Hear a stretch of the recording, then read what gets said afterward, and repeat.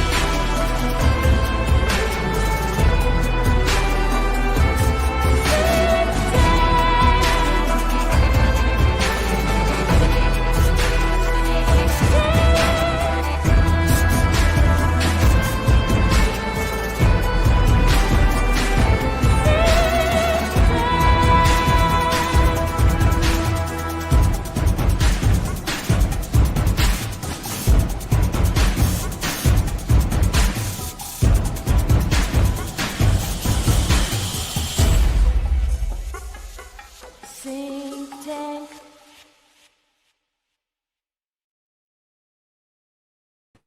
Well, Black Baby Jesus, it's been a long time since we've had a show. It's good to see you. Happy Sunday. I was just thinking about all the news that has been going on for a while. There's a lot of things have happened since we were last year. I think Venezuela's got a new red orange man president. Denmark is losing Greenland. I just flew over Greenland and it looked cold. I just keep wondering, is it like a bank? Because underneath it's all the uranium in this piggy bank of snow, and they're just waiting to cash it. What else? There's Taiwan chip shortage. The last thing that happened when I was seeing David, the chip shortage, right? That was the big one. And AI, so OpenAI bought like 40% of the RAM, and the rest of the AI companies bought the rest of it. And now people are striving to just like get a calculator because they can't afford computers anymore. Yeah, I mean it's crazy. USAID. How are you guys doing? How's Pretty it going? good. How are you? How are you, Anna Nicole Wordsmith? Good to see you. Yeah, it's been a long time. It's like cedar fever here in Texas, I think. So What's we're cedar out of fever? it. Huh? What is that? Is that like an M. Night Shyamalan like? I don't know, like the pollen or whatever gets released in the winter, and we all feel like shit the whole time. Oh, really? I Yeah. believe that. I believe that trees attack us psychically, with their pollen. I think When trees attack. they mind control. Yeah. That reminds me, I'm so behind on the Golden Bough. Like I've been trying to read it, and my ADD is kicking my ass. I mean, I know you work. There's those things going on in your life. There's also like all the changes over. Just the transition to 2026 is still a weird, rude adjustment. But maybe I thought it was going to be easier than 2025 at first. I was kind of thinking naively, but it seems like it's going even harder. Thomas just had a big interview, it looked like, and he was discussing the Golden Bough and that a bit. He's been doing kind of a deep dive into the Golden Bough. But, Thomas and I are working on this comic book together. And, the last few conversations we've had kind of like going over the storyboard and whatever, I keep bringing up certain things. And I'm like, look, like, this isn't even just like for the comic book necessarily, like not everything that was being discussed has to go into it. But I made a point, one of our last conversations, that I was like, you need to know this just for yourself as you're doing this. Like there's certain like core things in the Golden Bough that are being presented, like just so like, you have a framework so that maybe you don't necessarily always need me as much if you like get into it. And so he's been going full deep dive into the Golden Bough, which I like to see. Like to see more people taking kind of like an intellectual, approach to that stuff. So it's cool. Yeah. I mean, I think there's a lot of stuff that we're hopefully going to be able to. I mean, what are some of the things you kind of hope the comic book will express to people, right? What do you want to get out of the comic book? Well, I want to. It's pretty heady, but I want to go into kind of showing how the tree of life is cognate with tetragrammaton and how that relates to the exogamic age and how that contrasts what we have now, where basically to be able to show how this ancient ritual of killing the king, whether the king kills himself or he's killed by this outsider fool, somebody who kind of like represents this archetype of the green man and the fool, and how this is like something that actually exists in nature in the first place, like just, and that how our systems, for them to basically work in the best way possible, that we kind of align ourselves with this natural process. And so to deny our part in nature, and to refuse to kind of have the humility to allow the tree to be trimmed back, so to speak. How we have to, it basically messes with the longevity of a kingdom to refuse to allow these things to happen. That in the ancient world, like I say, in the exogamic age, we used to do willingly. And now not only do we not allow for it, but we celebrate killing the outsider who would challenge the king, while the king himself, so to speak, like through hubris, arrogance, just like basically allows the kingdom to deteriorate through that unwillingness. So yeah, it's a little early in the morning for me to explain the golden bough concisely, but it's kind of an important concept, Right. I mean, it's interesting, I guess, the idea of like the transcending of the whole experience, or being one purveyor of reality, that you're trying to capture this like in timelessness of all all experience whatsoever. But that kind of relates to another thought I wanted to bring up, which is that tomorrow, Anna Nicole Wordsmith and I are going to be doing a show talking about a presentation that she has, kind of the second part of life, which is in death, right? Like, so the underworld. I don't know if you want to just kind of don't tell them too much, but like what exactly we're going to go over tomorrow. Yeah, well, I kind of think this is the underworld. Like, after COVID, I don't know, I just started to pay attention to, like, at first I was so reactive, like I was just caught in like the left right paradigm and the like politics and everything.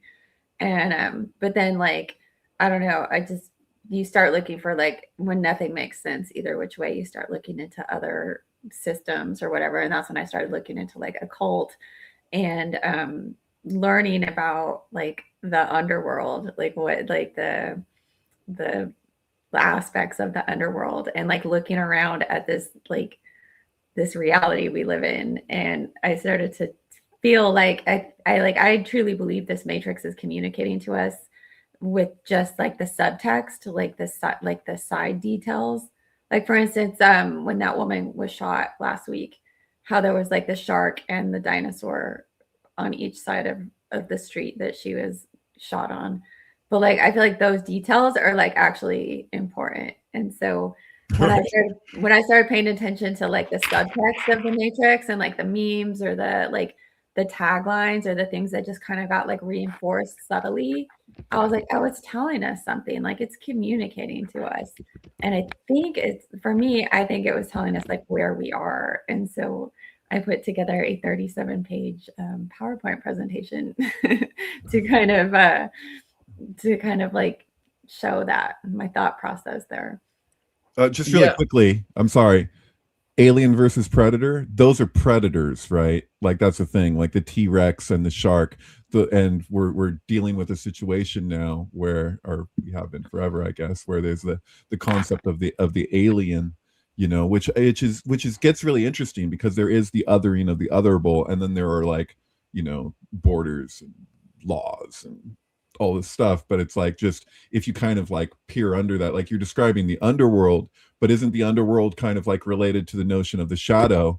And ultimately we're not separate from our shadow, or the things that we repress, or what's the wiring under the board, or whatever you want to call it. Like, I felt like that was a significant thing in the sequel to The Joker, where like the question is was it the Joker who committed the crime, or was it Arthur Fleck, or are they the same thing? And like his whole defense was that these are two separate things. Like it wasn't Arthur who killed the talk show host, it was the Joker. And then at the end it's kind of like, well, it's such a it's anticlimactic, and it's like he comes up against the idea of the superhero and the supervillain, that in both cases, is there really a separation there between the persona and the thing itself? And you could take that and apply it to like even somebody who's conveying that artistically, like David Bowie or Marilyn Manson, how they have these or Eminem or Lady Gaga, where they have this character that they're portraying, and then there's the person themselves. Like you don't want to see Marshall no more on Chopped Liver, but it's like, dude, or Tony Clifton and Andy Kaufman, you know what I mean? It's like, dude, you are Tony Clifton, whether you like it or not. There's a jester house that they're rebuilding here because I guess it was destroyed in the war, and it belonged to an important the emperor or the king's personal jester. And they have a kind of understanding that jesters are the only characters that have free speech. But at a certain point in history, when everyone else but the king had to do what they were told, the jester was the only one who could say anything they wanted to say. And they're kind of a more important character than the Grand Vizier, even because of that, because they could tell the king things that no one else could say.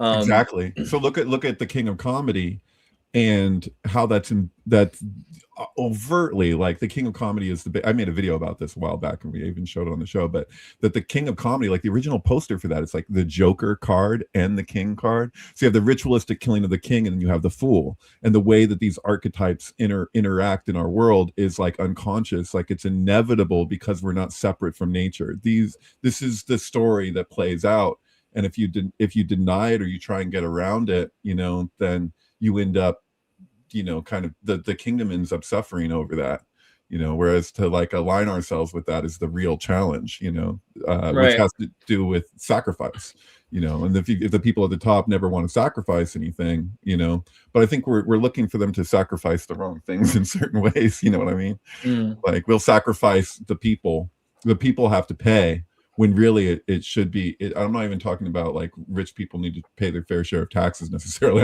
I'm not taking that angle. Like this is in a no king's position. This is like a king needs to be held to account, and we need accountability. And when we don't have accountability on high, we end up taking that on each other. I feel like that's what COVID reaction, a lot of it was like, we were kind of geared to kind of like attack each other because we weren't seeing any accountability from on high.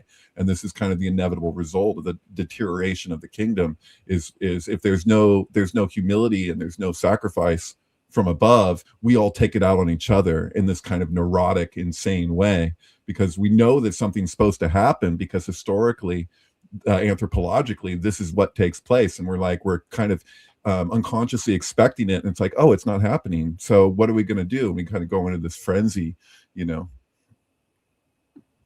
I was thinking about the movie Vanilla Sky because of that. There's sort of this place we are in between life and death, and so you get all of this opportunity to reanalyze over and over again. You can take a non-linear approach to analyzing a problem you've been through, right? So there's another show called Wayward Pines. Have you ever seen that show? No. Let me see if I find this. This is the show here, Wayward Pines, and it's about kind of being a group of people that wake up in a town that's actually they've been frozen they're dead and frozen for like 1,000 years, and they've been brought back in this place surrounded by these monsters, like T-Rex looking monsters, like the dinosaurs from The Good Woman, right? And it's an archetype kind of thing where we're living in a world that's not even real. It could be a simulation, but in their circumstance, it's actually just a brought back kind of world, But it's very much like the Vanilla Sky idea that so much of your reality is procured around trying to keep you comfortable, like a stick in a leaf in a jar kind of a situation, to keep you comfortable during a metamorphosis process, right? And I like that in both circumstances, you're not necessarily really dead at that point. You know, like in Vanilla Sky, he's not quite dead. He's frozen, right? But he's very close to death. But then he has the opportunity to live.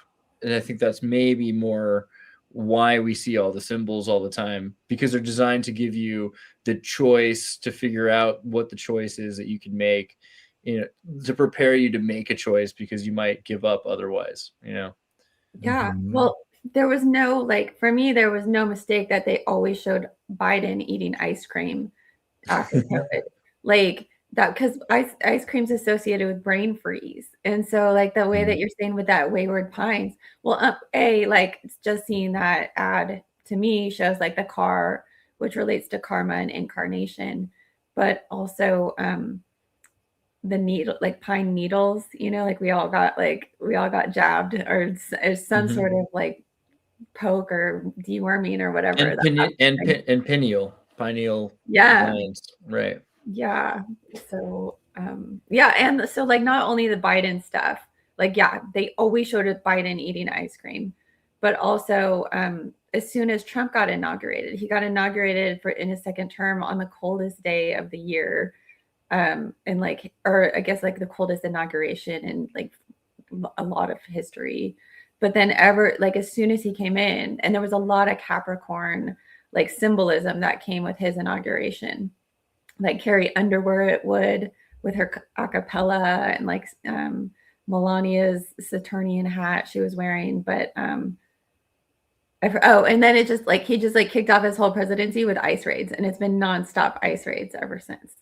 Right. So you remember George W., his thing was tacos, which was the equivalent of Biden's ice cream thing, which was all about that he was like, you know, from Texas, you know, not ultimately he put on that accent. We all know that, but like, you know, but the attitude towards Mexico during George W.'s time in office, as opposed to the attitude toward, if you're talking about the administrations and you look at what followed that, like with Obama. I just watched this old speech from Obama from 2010, I think, where he was talking about how we're doing so much more than what George W. was doing in terms of deportations. And he had like a big sense of pride in that. Like there was like, you know, somehow Obama was able to kind of dignify this, not just him, the media was on his side at the time for how many deportations we can do, and also the insistence that being in the country illegally was itself a criminal act, which is now something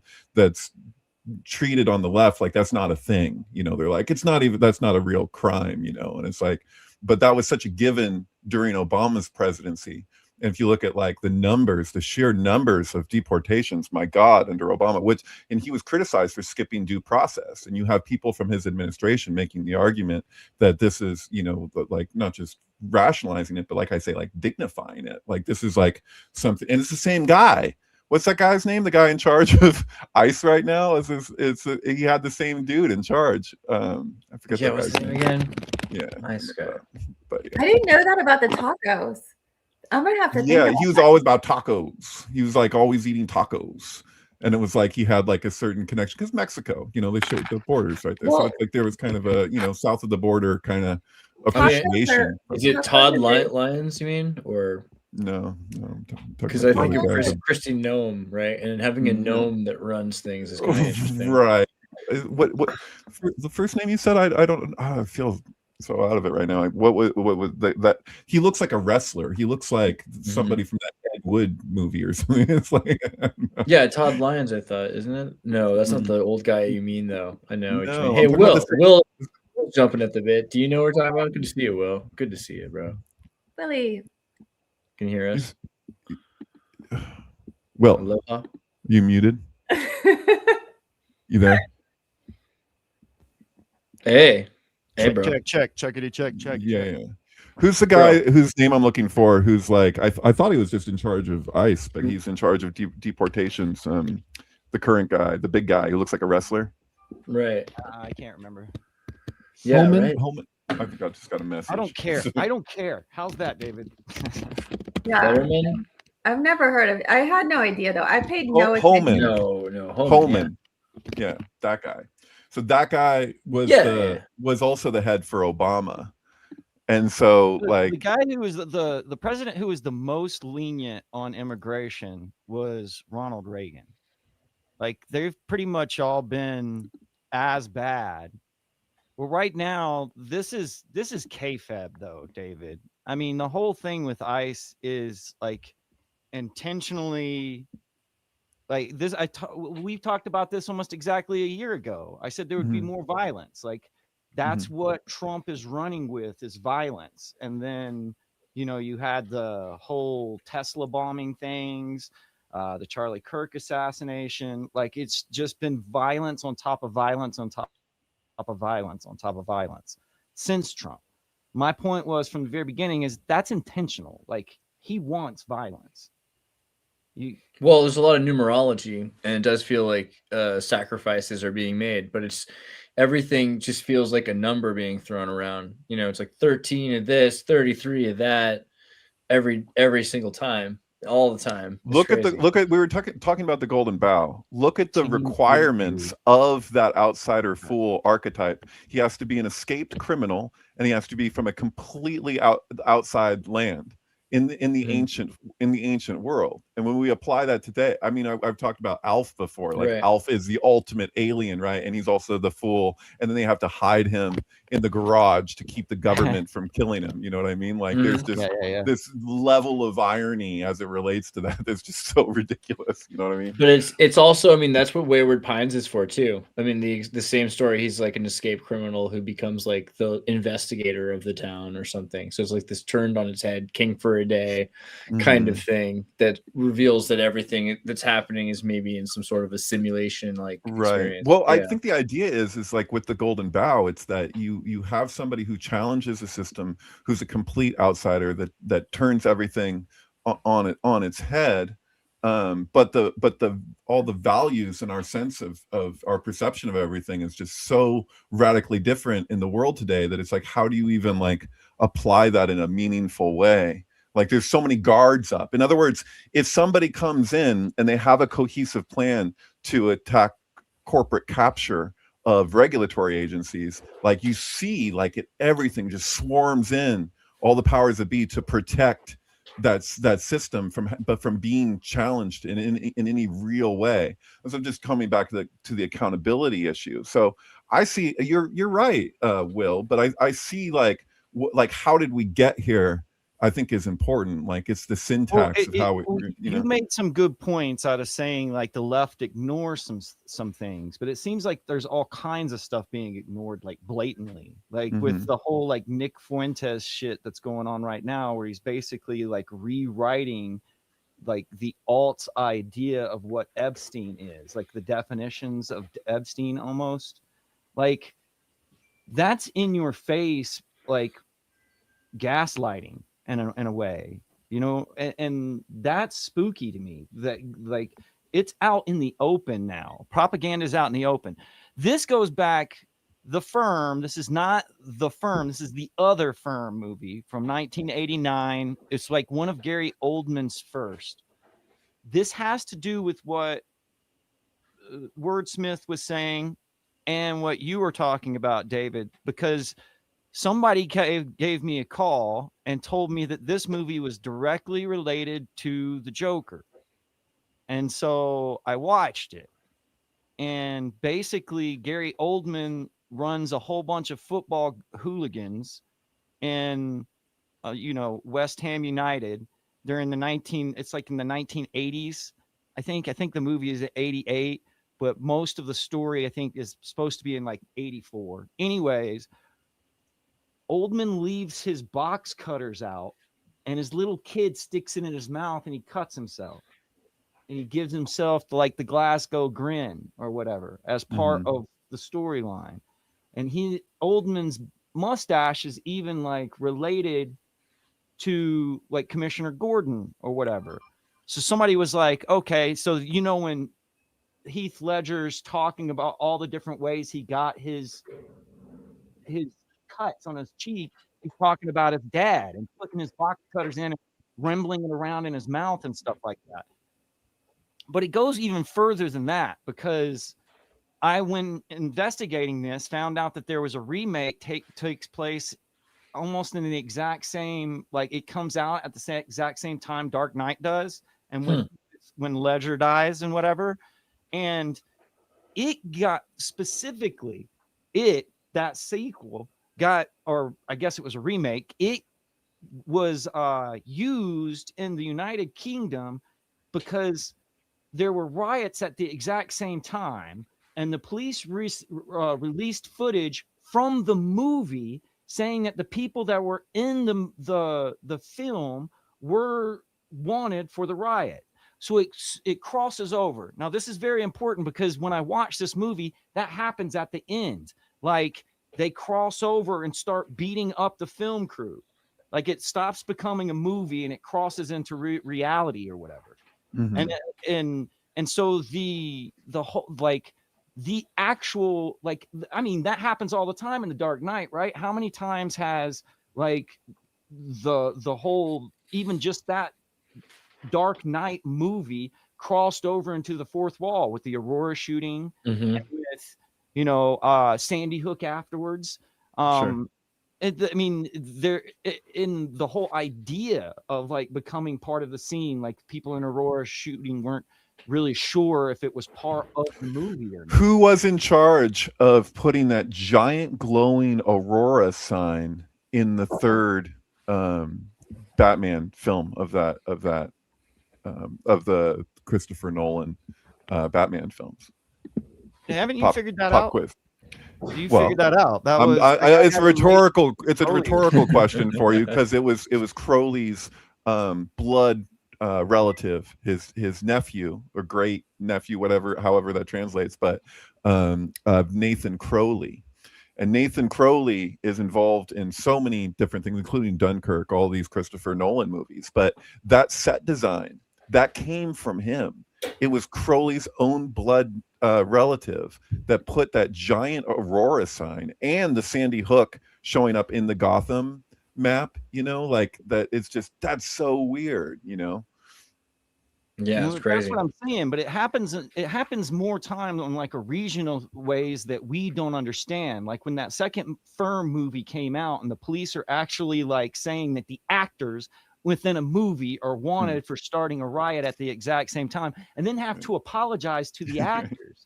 Yeah. So it's like there is something going on with like this weird blend in media, and like Nicole says, it's like we're getting messages. Now, I don't know if it's of any utilization. I know that there's a function going on, and I've seen people like Alex Fulton has done predictions before, but I don't know if you can somehow predict what's going to happen to any usefulness to you with sync. You are only like, more oftentimes than not, people end up, with egg on their face. Well, you're describing there's destiny, and then there's like determinalism, and there's free will, and they're not ultimately mutually exclusive. So And so that Wayward Pines, he's looking in the rearview mirror. I feel like that's the only way that we make sense of it, is like after it happens, looking back and reflecting. 2020 hindsight. Yeah, looking glass. A couple things there. Greenland's gonna we'll have to talk about Greenland in a second. But Sparrow sent 1999, so like that's an awesome super chat. Thank you, man. Ma'am, rather. Thank you, Mindy. Missing the live, but so glad you're back. 4 of my favorite people. Yeah, you're one of my favorite people. We're very grateful to know you, and thank you for being around. Thank you. I'm trying to get the Greenland tab to open, but that's right. I've got your tab up. Do you want to show your Wendy thing first? Okay. This Wendy Robbie, I've just now watched Twin Peaks. Sorry, way behind. No, but it feels like that goes with Wayward Pines too, actually. I feel like I thought it immediately as soon as you look up the image. I'm like, and I'm also thinking Back to the Future with the Twin Pines, but yeah. Right. I think that they're related though, but after going through the basically the whole arc with Who Killed Laura Palmer, that's where I'm at right now, and they've been showing that in the local theater. So anyways, I noticed that Wendy Robbie was like, first thing I noticed was like half the cast of Twin Peaks is Lynch's Dune, right? Like more than half of it is them. And then I realized that Nadine was the Reverend Mother.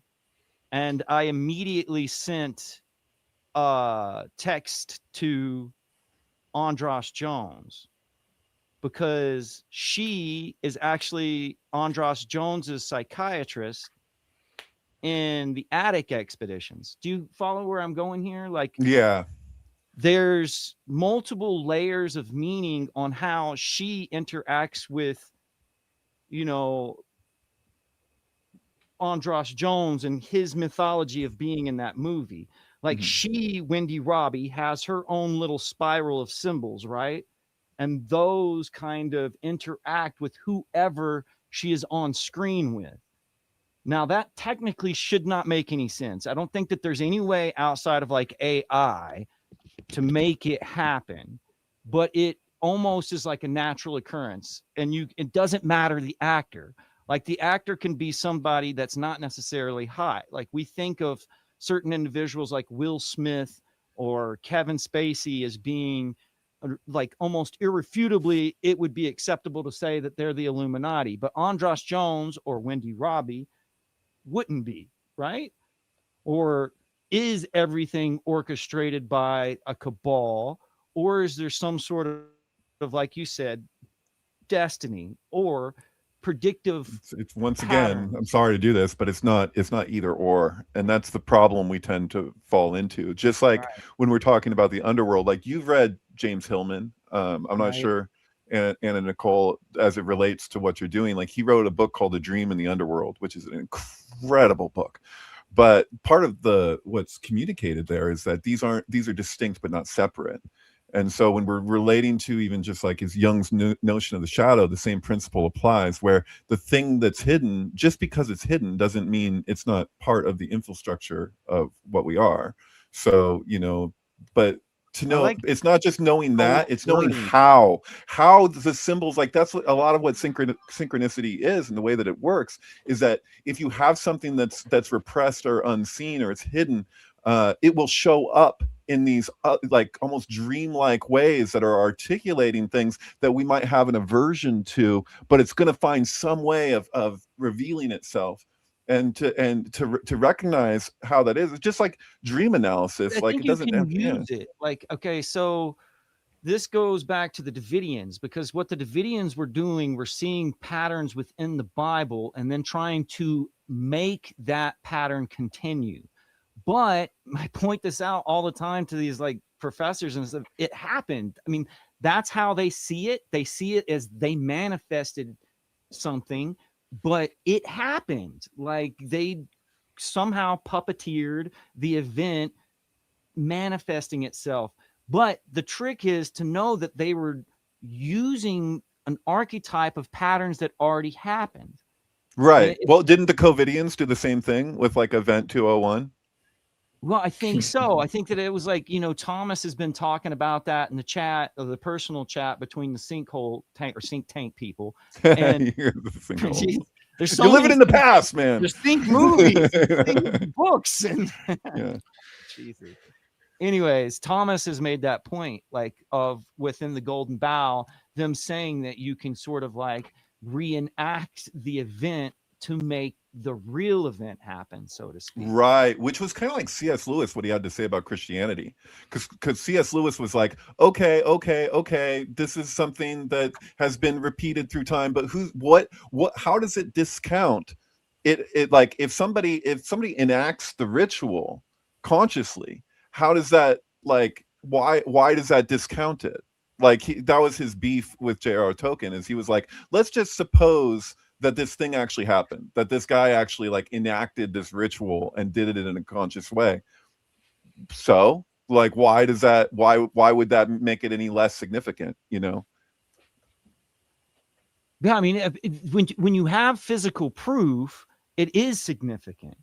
I mean, that's if what you believe Nicole that said, a that religion, these things mean something. She's like, I think that means something, and it does. But see, that what you get caught up in is trying to explain people the meaning of meaning, like that.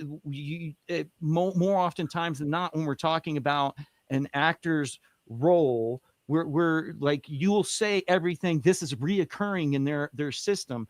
That really doesn't have, like, if you try to tell a chat bot to write you a script on what you found, it will kind of write a script that's like, I don't know if you're going to find this any useful or not, guys, but I found this crazy thing within these movies, because it doesn't see where the meaning is. But what I did the connections with Andras Jones was investigate somebody we had a connection to. Like, and when I read his book, I realized that because I watched his movies first, and I would drop him little hints. I was like, have you ever noticed this happened a bunch? And he would go, oh my God, have you read my book? And I was like, no, I'm watching your damn movies. I won't read your book. But then once I got to the end of his movies, I read his book. And then there was personal things that he had kind of disclosed in his book that were directly related to the symbols that were showing up without his knowledge of them being there. So we know this is a thing. The problem we have is trying to explain to people that it is a thing. Well, we kind of know it is. We don't know what to do with it. I don't know if it's your religion, then it changes things, because then you're only allowed to want certain things.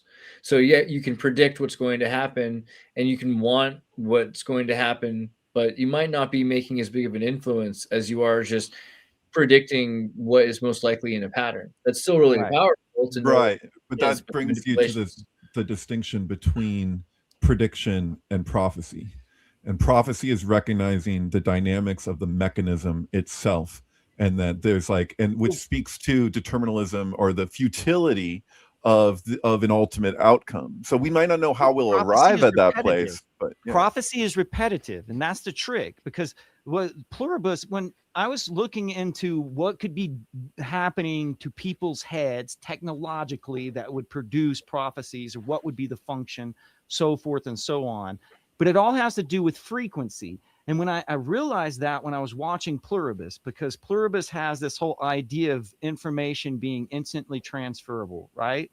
So that has a lot to do with what people who are receiving prophecy say, like they are getting information from an outside source.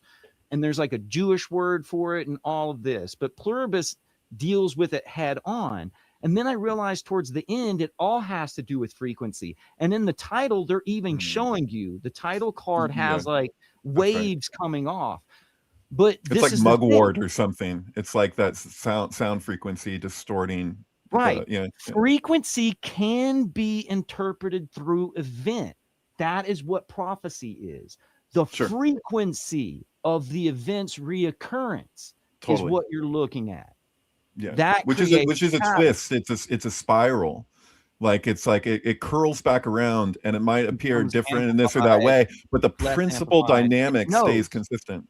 Yeah. They call it so in the frequency, if there's a page that I took a screenshot in Pluribus because they point it out in the book, and it's specifically a passage about nodes and antinodes, because that's how frequency works. But there's a certain type of religious understanding that is dealing with types and anti-types, where things reoccur in the Bible. They call it typography or typology or something like that. It has to do with them interpreting it as because everybody was like, well, why do they call them anti-types? Why, when something reoccurs, do they call it the anti of the original? And it has to do, they're defining it in the same way you would a wave function or wave frequency. With nodes and antinodes, there are also types of events and anti-types or reoccurrence of the events. And Syncheads hit upon this all the time, because Lauren Coleman wrote The Copycat Effect when he broke down that shootings happen usually on anniversaries, whether intentional or not. And then you also have stuff like the Oklahoma bombings being sort of like a reoccurrence of Waco, so to speak, because it happens on the same date. Intentionally. Sorry. COVID was always talking about the waves too, right? Like the first wave, and they were always like an impending second wave, or there was a second wave. That's all I have to say. Right, but that had to do, that's super applicable, because that has to do with mutation. And the that the blue virus wave, right? would mutate over time. And generally speaking, mutations tend to lessen the degree of severity as they mutate, as a general rule.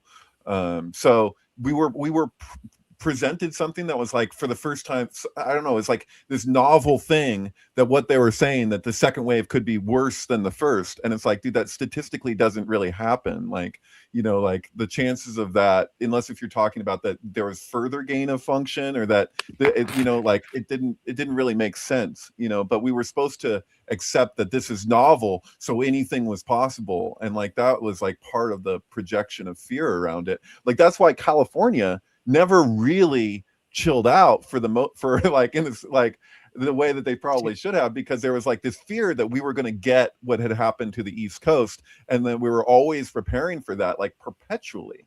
Like, it was just like, well, it's coming, and then it never really happened. So that was weird. I mean, there was definitely a lot of the sorry, there's water. I need water. No, the blue crush thing, the blue wave thing was a big thing at the 2017. Thanks, Dave. I appreciate it. But the blue crush, everyone was saying there's like a Pizzagate, QAnon, and then it was the blue wave was gonna like crush the, it was Blue Wednesday or something. Do you remember that? Mm-hmm. And then there was like waves of disease that happened after that. I felt like in pestilence. And the big thing was the movie Greenland, right? And they had to postpone release of it from 2019 to 2020.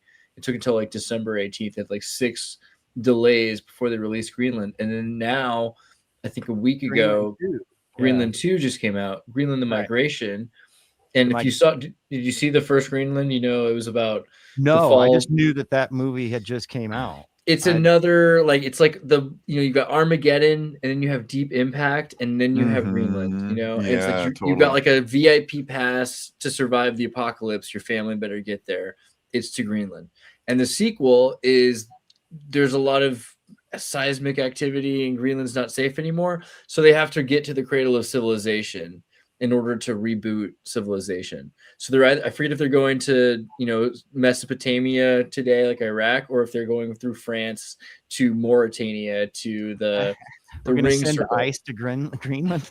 Well, yeah. in terms of geopolitics, isn't like this is kind of maybe an oversimplification somewhat, but couldn't it be argued that strategically, as far as like making America more of a safe zone, it kind of, Greenland would theoretically be playing the same role that Ukraine would be for Russia, in terms of the layout of like the way everything's arranged. Like in other words, if Russia controls, all of, or some percentage of Ukraine, strategically in the layout of the land, it actually allows for them to be more secure. It's just a security thing in large part. If we just, not to discount minerals and natural resources, which, Greenland is abundant, and so is, deals were made in Ukraine for those resources. That was like part of the deal. No, yeah, we've been trying to acquire Greenland ever since we acquired Alaska, right? Or even before.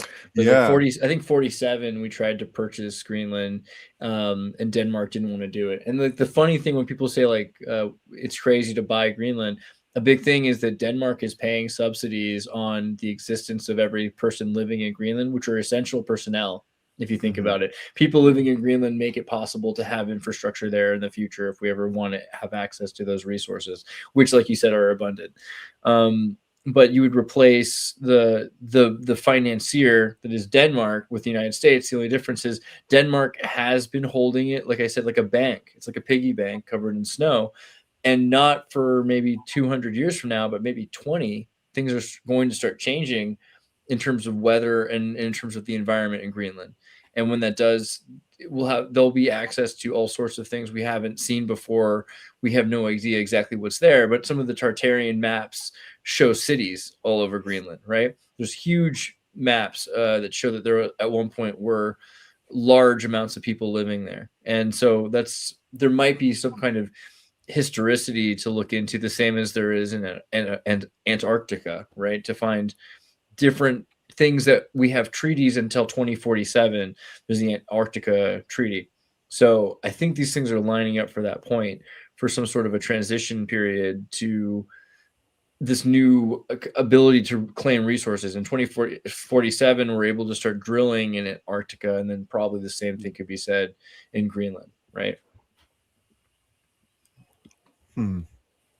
Yeah, Well, I mean that yeah. basically makes sense for the globalization to basically break down to where we can't even make chips anymore.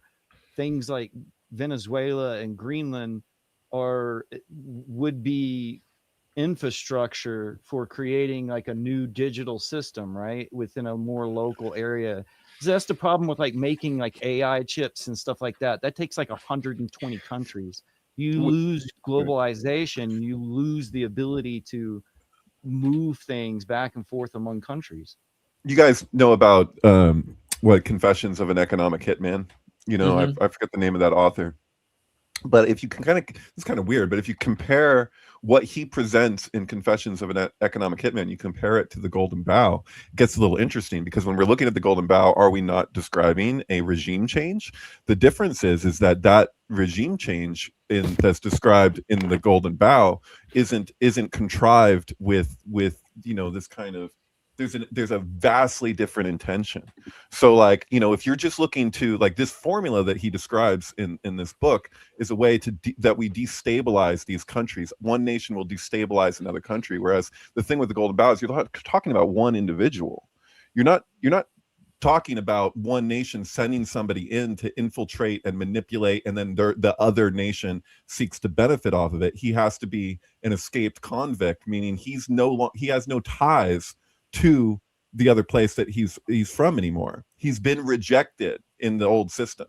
And so this is totally different, because if you're looking at a contrived regime change, it gives you the appearance, it's an illusion, it gives you the appearance that we're doing this thing that like subliminally we believe is supposed to happen. You're supposed to make the last first. You're supposed to turn the whole thing on its head, and you're supposed to like basically prune the tree to allow it to flourish, the kingdom to flourish.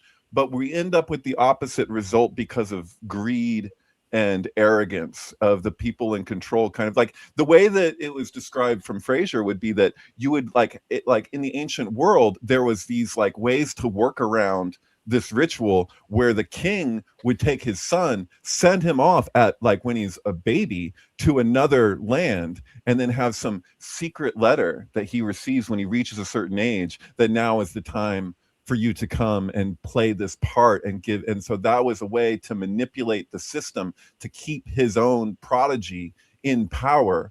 And so now not only do we not allow that, but we celebrate not allowing that. So I think there's kind of like a interesting comparison when it comes to this, you know, the Confessions of the Economic Hitman versus this actual thing that we used to do, which was probably helpful to, you know, pretty much everybody other than the ruling class, you know. Well, didn't they say that the spirit of like a god came on the king, and that's why? Right. So that's related to like Greek tragedy, where you're like calling in this archetype, this god archetype, and you're embodying it. And so there's the idea of like king for a day, which is actually kind of similar to like the rock star thing. It's like why rock stars are traditionally supposed to get away with more than the regular person, because we're all getting something out of that. We're like, okay, well, in this case, we'll allow this person to just, you know, live this way because it's doing something for the culture and the reflection of everybody. So they're in this unique position. And so the king for a day thing is kind of similar to that, in that they would get to embody, say, Bacchus or something. It's like now the king gets to like incorporate these energies of Bacchus and then live it out. But he knows that in the end he has to die, in often a really brutal way, because that's the deal. He signed up for this, and then it's like, okay, well, you got to do this, but now you have to have this other thing, which is kind of like what is it? A Star is Born. Like in every version of A Star is Born, like the man dies this horrible death. You know, just so you know, people don't always realize this, but that song from Lady Gaga, as silly as it sounds, like I'm on the deep end, you know, I'm on the deep end, watch as I dive in. That is actually referencing the Judy Garland version of A Star is Born, where the male figure swims out into the ocean and drowns himself. Like that's how he commits suicide. Whereas like in the newer version, he just like ODs or whatever. But what she's singing to is she's singing to the Judy Garland version. She's obsessed with Judy Garland, you know.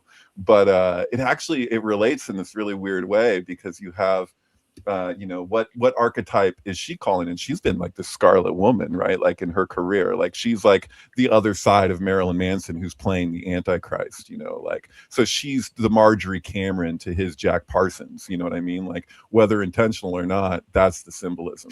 And so you see that even like in A Star Is Born, like that's kind of like playing out in this weird way where you have the male figure who's sacrificed. Everything in the Golden Bough centers around the princess, not the king. That's what is meant by the exogamic age, is that it's all about the princess and her experience and her perspective. She doesn't get to have sex until her father dies.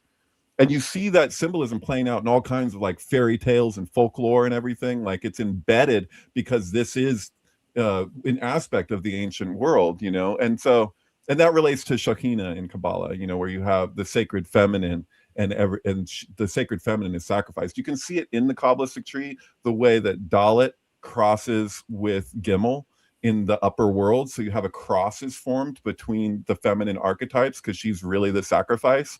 That's one of the reasons why Jesus is often has this kind of attribution of the feminine in that receptivity, like Kabbalah means to receive, right? So it's like, at what sacrifice is the city born? You know, like what does it take for the city to thrive with the sustaining order of the empire? Like something needs to be sacrificed for that to happen. And as the system exists, but we're looking at the prospect of an entirely different system, which is referred to as like the world that is to come, you know, which Jesus would say, you know, your reward isn't here, it's in the world that is coming. You know, that's not something that's specific to Christianity. You see that in the even more ancient world that described, because they would recognize that what we call the fall is like a temporary thing. To each the work that they shall have is something that it says, like not the work that you are doing now. You're basically building a foundation for what you will be doing in the future. Do you guys know about what Dave brought up here about the Technate map? Do you know about the Technate Society? I'm not sure, but I just really briefly, like there's a great comment here from somebody who says that why call it a sacrifice if you're doing it for an exchange? That's a Maynard thing. If consequences dictate my course of action, then it's only wrong if you get caught. So I should play God and kill you myself or whatever. But no, that's key, because like you can't fake that, right? Like if a sacrifice has to be genuine for it to do its work. You can't say, that's a super good point. You can't say, I'm going to do this for this end where I'll get something greater than what I currently have. That's not a real sacrifice. And that's fundamental. It's hard to understand sacrifice. I mean, most of the point of views under a modern lens are don't understand why God's asking you to kill lambs. You know what I'm saying? Like the very first sacrifice problem that we have, or the first like trolley car, you know, philosophical mind game that we have to deal with would be the Cain and Abel. And basically God is asking them to commit a sacrifice of something that is actually really beneficial to them, which would be to kill the lamb. And why? Because you have to ask for God's help. You have to be like, and there's a lot of talk, a lot of modern scholars have said, you know, nobody sacrifices but God. So like the lamb is sacrificed by God. But Cain doesn't see it that way. Cain is like, why can't I just give you sort of a tithe, right? Says, my job is to be productive. Why can't I just do my thing? Because he didn't want to kill a lamb. Right. And he probably looked down on Abel because he wouldn't have been able to kill the lamb. You know, he can't kill the lamb. He can kill his brother, but he didn't want to kill. That's about Nietzsche's thing of like the necessity. So Nietzsche was arguing that when you're looking at good and evil, quote unquote, as these moral values, like when somebody's killing out of total necessity, that's got an entirely different energetic than killing out of anger or hate. You know, there's some sort of release of potential I don't understand it, but in a magical way, that's how we would understand it, that the release of sort of the innocent life pays for the death that is owed to you because you sin or whatever. Like the lamb didn't sin, you sin, but sort of cutting out all of the productivity that the lamb could have, like all the other lambs that could come from that lamb.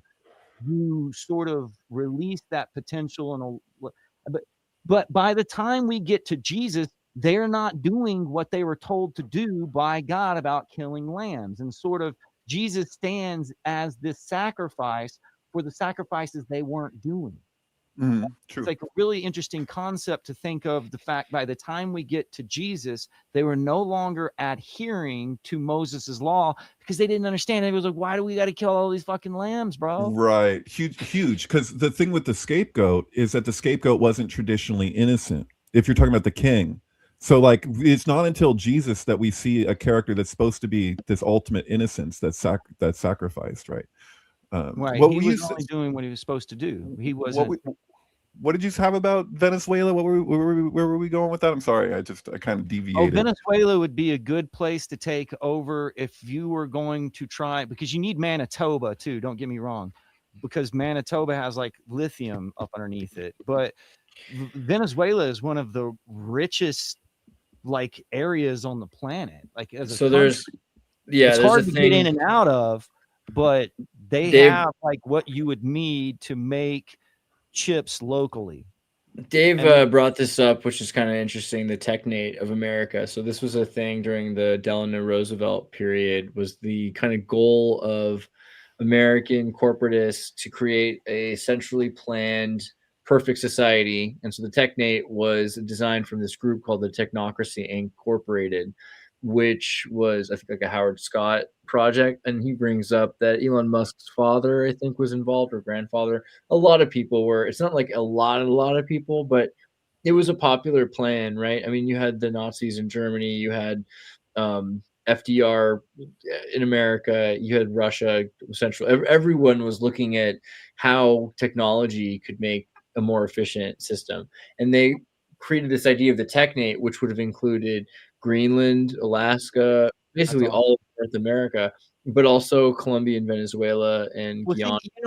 Trump always talks about making Canada the Venezuela. 51st state. That would also apply. Like if you would, Absolutely. if you would It makes a need- lot of sense when you look at like the connection with Elon Musk and, just generally that this is a resource bound location where there's That's a amazing. natural trade that could all occur. And this has always existed because you have the banana republics and the Bolivarians, right? There's a major bartering system that's been in place between Iran and Venezuela in exchange with gasoline. And so, like, what has just happened has totally isolated Iran even more than it was before, which is totally connected to what's going down in Iran at this moment, which is kind of hard to like really see it firsthand because they basically have a total internet blackout for the most part. So there was an attempt. Without Iran, I don't know all the specifics with Starlink to be able to have. Israel's got like the most dominance in the area. Like without Iran,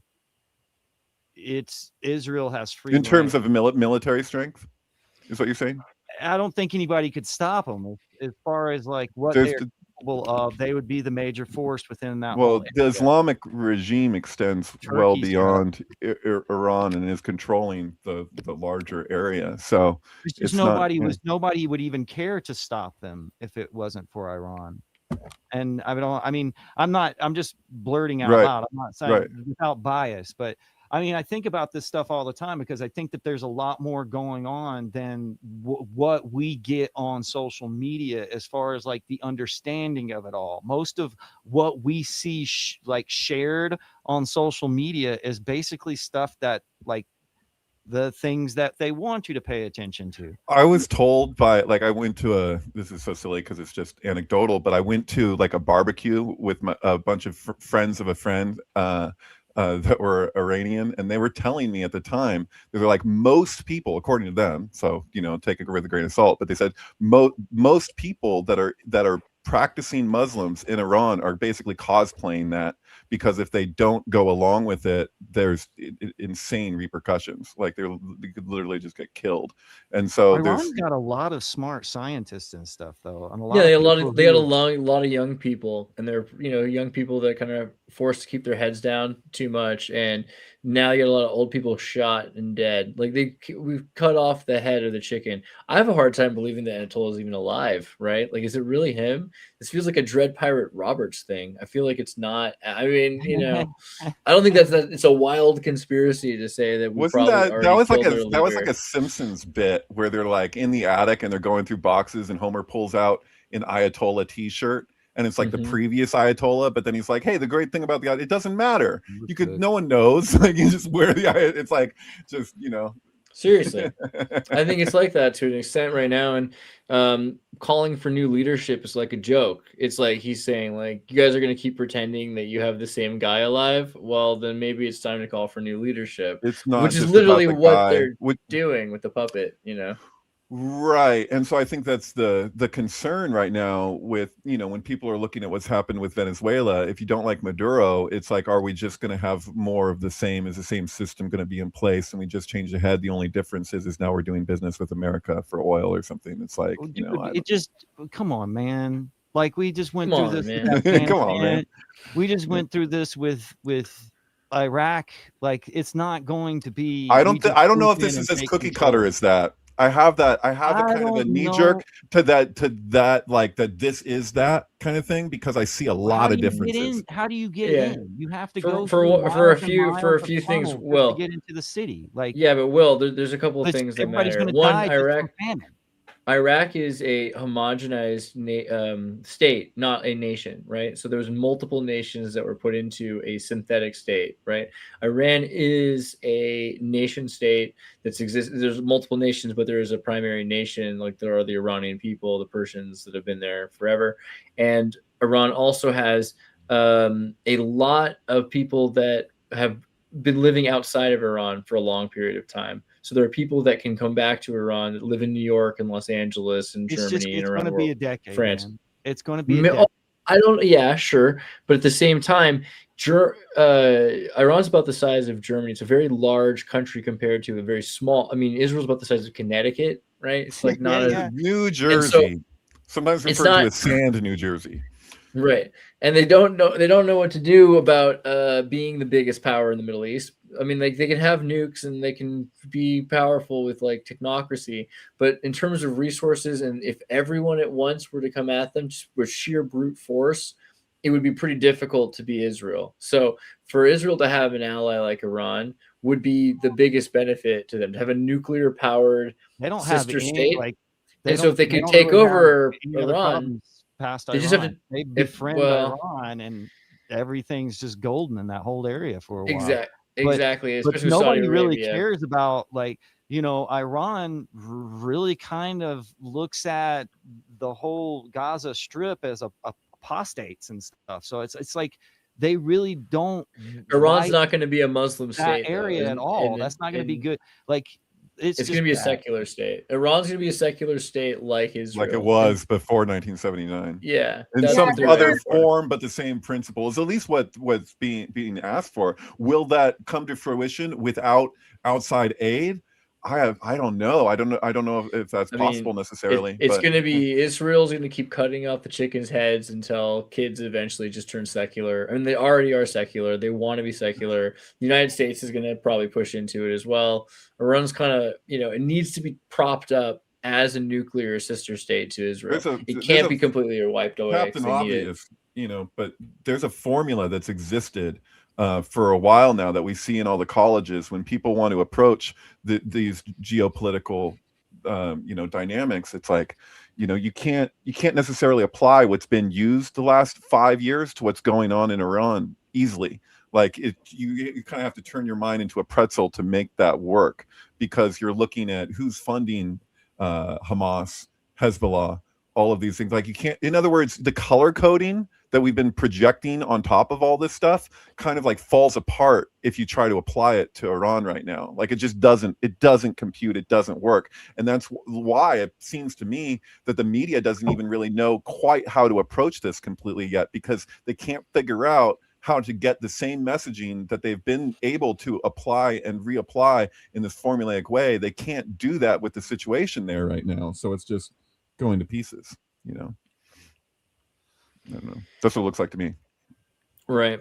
Speaking of color coding, like, do you think there's any connection to the divine feminine with like the Greenland, like Venezuela kind of like resonating with the term Venus. Venus, and then Venus being related to the color green? And like, I don't know about the Islamic, like a lot of the Islamic crescent is green. So do you think there's any kind of like divine feminine going on there? Yeah, I mean, that's everything. It would be a cornucopia, which is the whole idea of overabundance or crops, or usually with most of the mother goddesses. Like most of the goddesses have to do with the springing of life, and Greenland would kind of be that. It's like Osiris being green, right? Like you've seen that image of Osiris like laying down and plants growing from him. But the one who would tend the garden would be the divine feminine, like right. Well, Greenland, Green Man, talking about the golden bough. But no, the reason why I say I have to say that that's everything is because if you look at what Islam represents, as it's expressing itself currently in Iran, is like that is all about the subjugation. It is like the epitome of when you say that the Shahina has been replaced by a handmaiden. And it's not really her. It's Metropolis. By the way, this is the year Metropolis takes place. But it's that you've put a replicant in the place of this sacred feminine archetype. And so, like, if you look at the history of what was prior to 1979, and like that was like almost like what Zoroastrian values are kind of like just Western values, you know, for all intents and purposes, like if you can, at least in contrast to what we're dealing with now. So the whole movement beyond a collapsing economy due to what I was saying before about them being so isolated, you know, like 50% or something. I mean, I don't know the technical percentage, but they rely upon oil exchange and these bartering systems getting around sanctions and all this stuff. So if we just halt that, the whole thing is falling apart. But then beyond that, we just have some like really direct like you know what is described in Zohar as, you know, the repression or the oppression of the sacred feminine, and something that's being put in its place under the guise that it still is that, even though it carries none of the true characteristics of what we intuitively know that should look like. So yeah, well, now it feels underneath the burqa. Now it feels like the Simpsons are I mean, like the Simpsons are great, right, for, you know, predictive programming, but it seems like video games are way more blunt now. And you saw the Call of Duty Venezuela thing, right? Call of Duty Ghost in 2013 is about taking over Venezuela, part of the South American Technate. Just, you know, it's like a fascistic military state in South America in this like futuristic version of this video game, and like it's supposed to be taking place in 2026. That the United States, you're in the military and your job is to go through the beaches and take over Venezuela and capture the president, right? That's like the whole plot of the game. And I had something, it was the creator of Call of Duty, that was 13 years ago, right? 2026 to 2013. But Vince Zampella, co-creator of Call of Duty, died on solstice this last year, 2025, died in a Ferrari crash on solstice, which is pretty weird. And it's then actually on film, you can watch it. It's crazy. Right. And then Maduro was captured, took place on January 3rd, which is 13 days.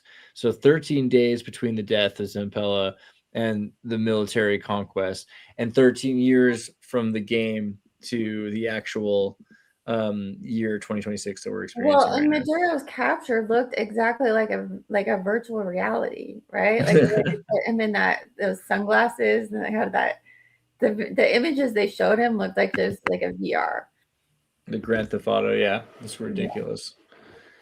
Somebody in the chat just asked if we read the chat, and yes, I read the chat. If you ever notice my eyes shifting, that's what's happening. Yeah, Oh, I do where it do too. I see the chat? I don't know how to see the chat. If you go, if you look on the right, It says Right private side, click on comments. Yeah, private chat comments. Is it like, do I have to be on YouTube too? No. You no, can see it right. it's right in the here. StreamYard, just on the right side If of you your want to screen. comment, you have to sign into YouTube, but you can do that through StreamYard. Oh, okay. I had to like expand my screen. Sorry, I've never done that before. Yeah, okay.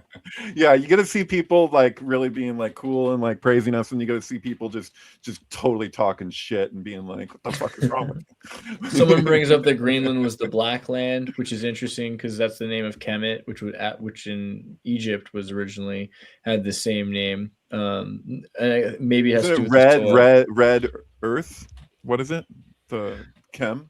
You talking about Kemet Egypt, originally, but originally Kemet is supposed to mean the Black Lands, right? Like the that's Black true. Lands. Right. Yeah, sorry. But there's definitely a connection, I think, between red and black. And then there's this whole idea that blue, didn't really exist. There was turquoise and green at the time. Black land, exactly. This is crazy. I've got multiple versions of your comment on the screen at the same time. That relates to the black bile described in ancient alchemy. That is where we get the word melancholia. Melancholy. It's fourth humor. There's like a certain stage in the alchemical process for a human being that they believed in the ancient world was like basically that idea that like it's darkest before the dawn, or that like if you're doing a purge it gets worse before it gets better. And so there's like it's like that enlightenment is like that razor's edge between absolute despair and liberation. And so I think we see that even in like the externalization of that and the goings on of this world, where it's like things will appear that they couldn't get any more grim before there's a burst of life, which kind of connects to what you were saying, Will, about like the green man, or the idea of the that out of the sacrifice. I don't remember what your words were. I'm probably butchering it, but out of this, like there's that idea that's communicated in the Golden Bough, that like if you had a field of soldiers who all died in this field, that it was believed that the growth that would occur in time out of that would be that much more bountiful. Yeah. Do you think there's like I always wonder, like, is there just so much operating power in this matrix, and so it like requires, like when people die, like Will was saying, that release of potential, or that release of like source energy or whatever goes back to the ether or wherever, and then it brings back like more abundance to the people. Because like even with it, like military, how we always like thank them for their sacrifice, and people will say they'll try to say like, oh, war is good for the economy because of like whatever contracts, military budgets, or whatever. But like I think it's probably the death and the blood that's like, because I watch the stock markets go up just on like natural disasters and stuff too. Like whenever there's like a high casualty event in the news, like it really does seem like the market goes up. Oh, yeah. Well, even just practically, if you have only so many resources to argue over, and then you have less arguers, I mean, there's a subconscious thing from a lot of people that they've in certain cases, in certain areas, they might not even admit it to themselves. It should be a point of reflection that often we want to see more the numbers go up in terms of death to prove a point or something. And it's one of those things that I see it online. It occurs more often than I would like to see, where people are overtly like wanting to have more devastation in a certain area so that they can say, see, like it's kind of twisted, man. I don't like it. It's kind of disgusting. I feel like the market really went up that day that Renee Nicole Good was shot. Like it seemed like the next day the market like really like went up. There's those interviews with people at CNN. I think some of them were like from Project Veritas, but even more people have done it where it's not necessarily undercover. They like said it more openly, where, they had those numbers where they're like, here's the death toll during COVID. And it was like, and they would get like a call on like the special red phone in the back. And we're like, we need those numbers. How do we make those numbers go up? Like, and that's where you get into like the PCR being like anybody who tests positive, they don't need symptoms, you know, that's one of the symptoms, is having no symptoms, you know, that kind of thing. And so it's just like there's that desire from all that, because people were tuning in the higher the numbers got, and they're like, people are dropping off, we need to get those numbers back up. It was just like that's not healthy. We shouldn't be wanting the numbers to go up in order to get the benefits from it. But maybe that there's something to this kind of like reversal thing, where it's like what Bohemian Grove is compared to what the Golden Bough was, where they're like celebrating the killing of the outsider who would challenge the king rather than the sacrifice of the king himself. It kind of reminds me of that. Everything's in reverse. Yeah. Did you guys see the Colombian bodyguards that they pulled out of Venezuela, like in boxes that were this big? Did you guys see that? No. No. So the guy down in Venezuela had a certain amount. It's like 23 bodyguards that were hired from Colombia or whatever, and they were flown, or Cuba. It was right. You're right. Cuban bodyguards, eh? Okay. Cuban. They came back in like cigar boxes, bro. Oh, they God. seriously came off they came off of a helicopter. I don't know if they cremated them, but they seriously pulled them out. Probably just their heads, coffins, and just walked them down 23 of them, one after another. 23, like, huh? What did that, bro? Of course. What did turn them to jelly? Like, I missed that. Oh my God. I also looked up the name Greenland. You guys probably already knew this was named by Eric the Red, a Norse explorer exiled from Iceland for murder. And he named it Greenland as a marketing ploy, because you don't want to be in Iceland, you want to be in Greenland. That was one when they renamed the Department of Defense the Department of War. Bill made such a good point. This is what you're talking about, huh? That's crazy. What did that? What? That's the bodyguards. That's the coffins. Yeah. Why are they like that? Goose stepping. I don't know. Why It's don't just they? ceremonial type of thing. But they would have to be cremated, right? I mean, you couldn't like fit a whole body in there and carry it. That'd be heavy. Cremation. That's like that's big for cremation. Like, what reduced these people to that? They don't even have bodies. I don't know. You could probably find an explanation for that relatively easily if you looked into it. But Bill made a great point that them changing the name of the Department of Defense to the Department of War. He was like, well, what is the history? Why did they change it in the first place? Because it used to be the Department of War. And the argument was at the time was that people aren't going to want to pay for war. So you're talking about federal taxes and all of that, like, but they can rationalize paying for defense. So it's kind of a weird argument to say that there's something messed up about them just calling it back to the Department of War, if the argument in the first place why it ceased to be that was to get people rationalizing paying for the thing. So to me, it actually feels more honest. It's like, hey, are we just calling a spade a spade? Like, excuse me. Yeah, I think that's what a lot of what he's been doing is showing us, like, where we are in this. It reminds me of Crowley. Like, that's the thing with the Saudi Star issue, is you're actually just being more honest around what it is that what is the replication, what is the nature of the other god. Like, if you're just pretending like the replication is the thing in itself, isn't that far worse than like actually looking at like, well, what are the dysfunctional dynamics of this like pale version of the thing in itself, as Kant would say. You know what I mean? Like, it's just, I don't know. Sometimes honesty seems better, even if we don't like it. You know, I don't know if it's honesty though. I mean, like, basically, you're saying you're broadcasting violence before you do it. Is it a Department of War, or is it a Department of Defense? That's what that means, David. Like, Fletcher Prouty did a whole thing on why they changed it from war to the Department of Defense, is because the atom bomb supposedly got rid of all war. And right. That's why Fletcher Prouty said, bro, he was in he was like in the generals or whatever. I mean, like, but that's like the whole thing is like the atom bomb. They did these test analysis on what would you do in a certain scenario with Russia, and they dropped 4 atom bombs on the line, on the main line, that pretty much ends the war, because you have no front line with atom bombs.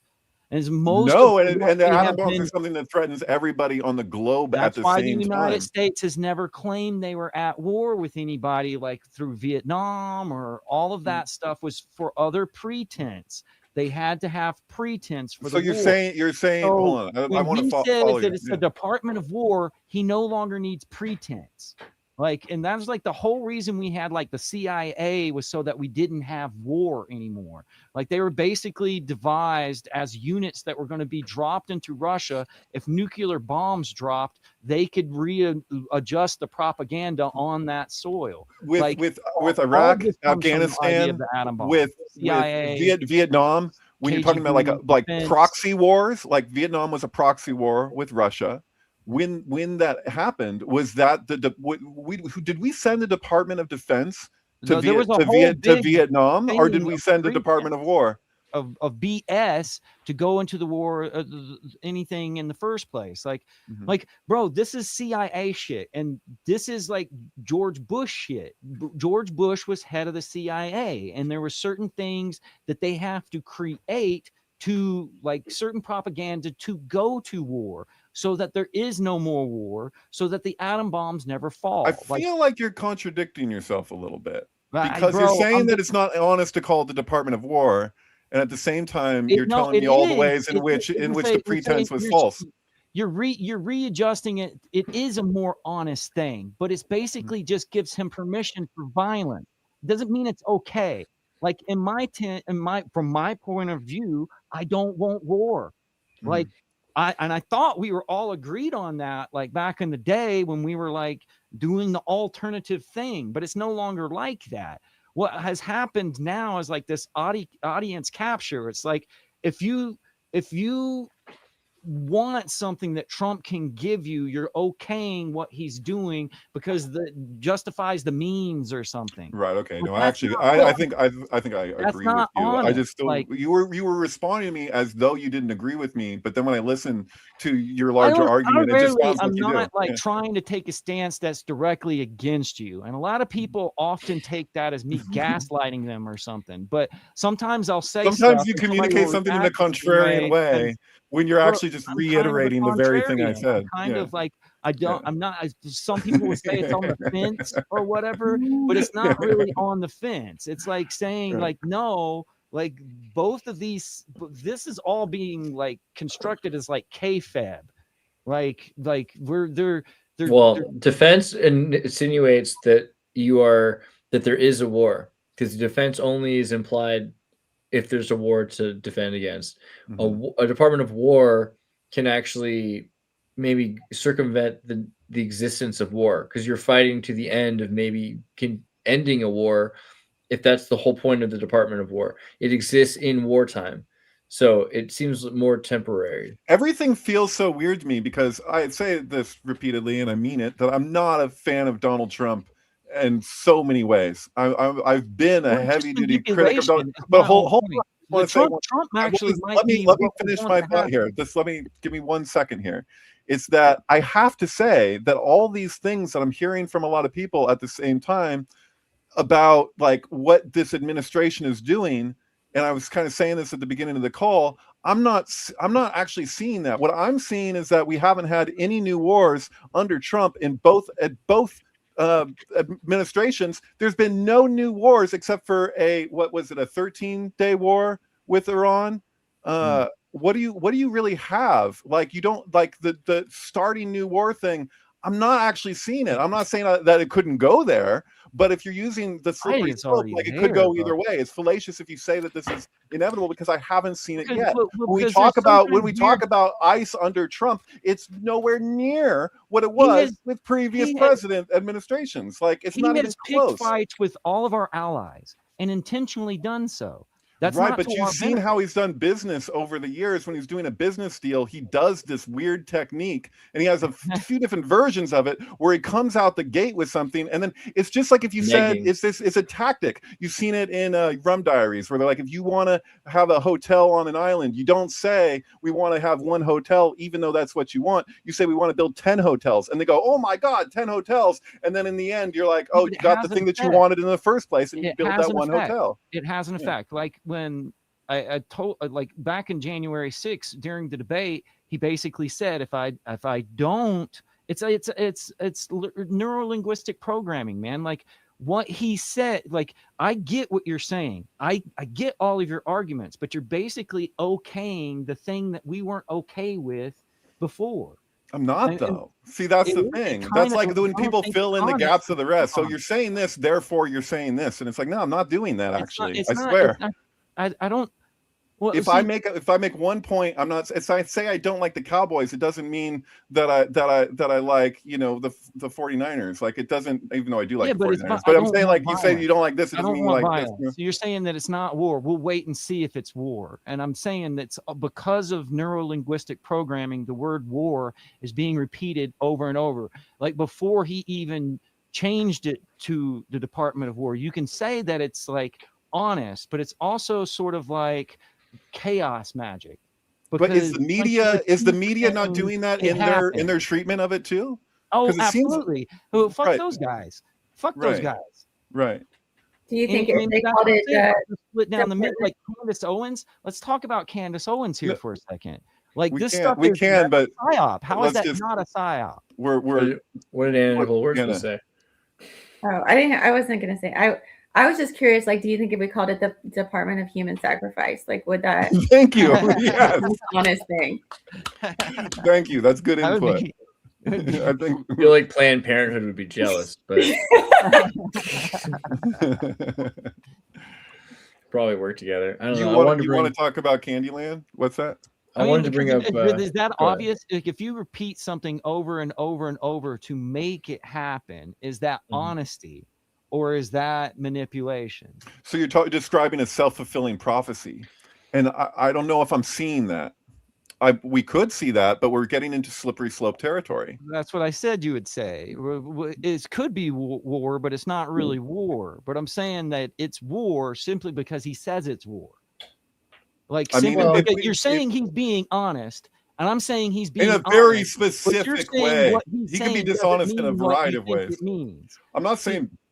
I'm Well, not making a blanket statement and saying that Trump is honest. I'm saying I feel, and I sounded like you agreed, that it seems in the scheme of things, it's just relatively more honest to call it a Department of War rather than calling it a Department of Defense when it specializes in war. Like, that's but you're saying that it's not war. You're saying, well, it's just slippery. I'm saying that we haven't got into any new major wars. I think the symbolism, the symbolism of the flag, right? So when you have a flag, the pole is moving forward. So sometimes you'll see this on an army jacket, right? Like let me look at the jacket with the American and the flag.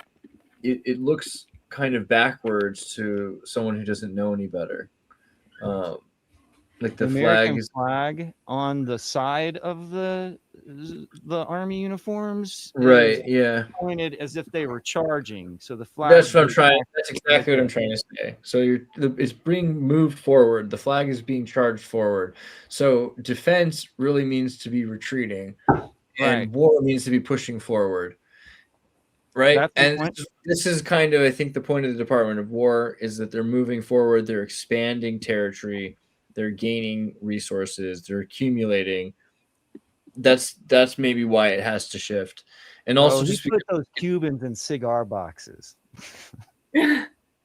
Yeah. Do you think that it's healthy for society to be like worked up into a frenzy on a regular basis, like for everything that arises? Do you like Wilhelm Reich or not? I mean, thank you. If you're who's afraid of Wilhelm Reich? Ratings. That's what Trump has done the whole time to steal ratings. Like, it has to do with like a click economy.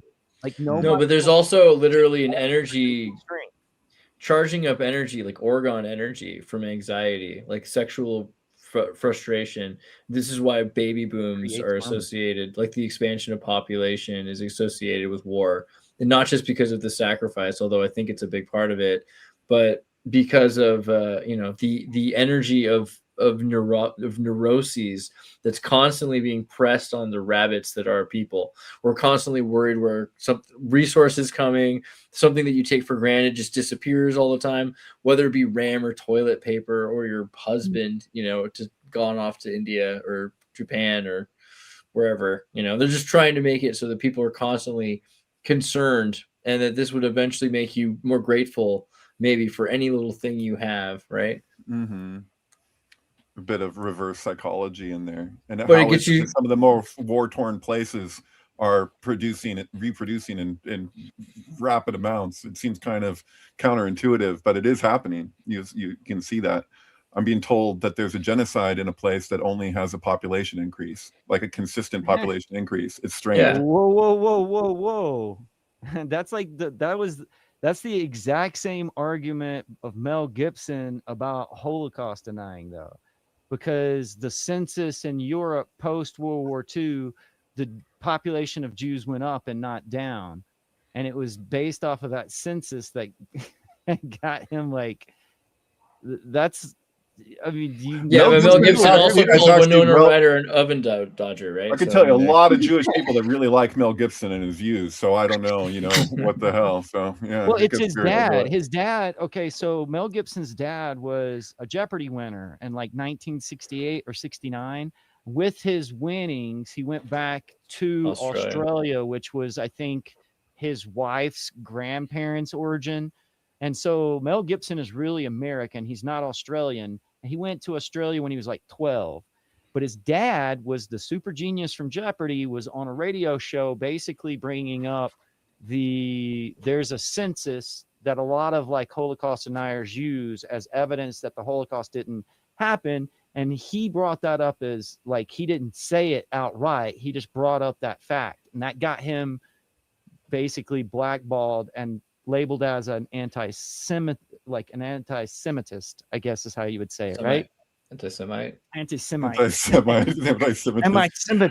Yeah. Well, you know what real anti-Semitism amounts to, which is not the way that the term is generally used, is if it's not just to criticize Israel or the Jewish people specifically, it's when you're looking at things that go on with Israel that are happening with a bunch of different places around the world, but you're so hyper focused on that you put blinders on to everything else that's going on. This is the scapegoatism. Why I was saying, like, scapegoat doesn't have to be innocent for it to be the scapegoat. That people will be so focused on this and obsessed with this to the exclusion of everything else.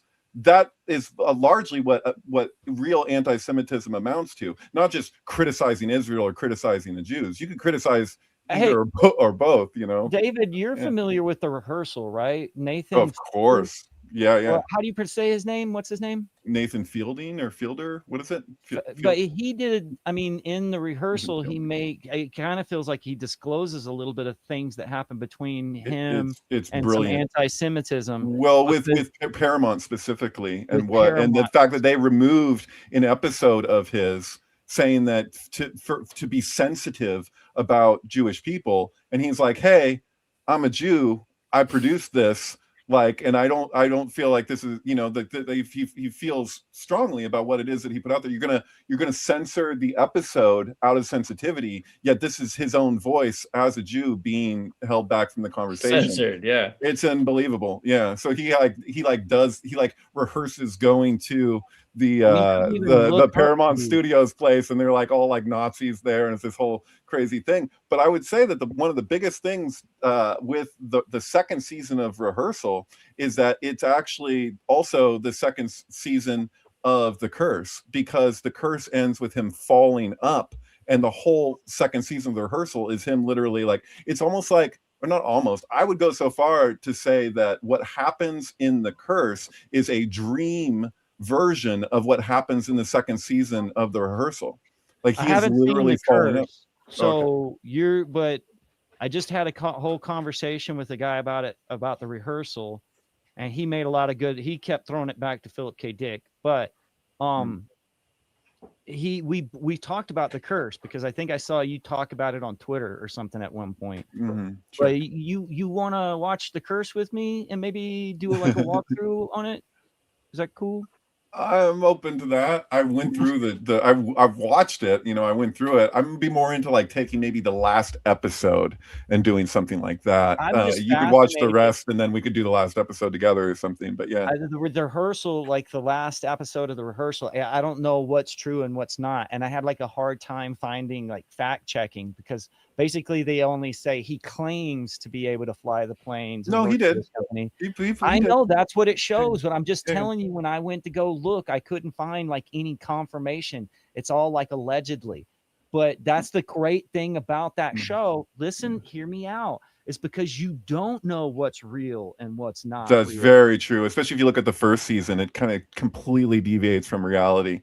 And I think that there's aspects of it for sure but him getting his pilot's license, that checks out. Does he have the acting school? I mean, is that like, does he have the Nathan Fetterman? Like, is that true too? Like, you don't know what's real and what's not real, and you don't know what's like mentally healthy and what's not mentally healthy. You don't know if the guy that's is subjective, autistic. isn't it? Yeah. I want to watch that Wayward Pine show. I was just looking it up, and it's the first episode was on like the anniversary of the founding date of Israel. So that's interesting to me. Yeah, there's something really interesting about it. I definitely would like to review it, and Will, I would like you to check it out too. Yeah, we should definitely watch it. I'll watch. I don't know. More. I mean, immediately that's all I could think about was Twin Peaks. I mean, is that kind of like obviously an inspiration? There's clearly some vibe to it, but it's a little bit more.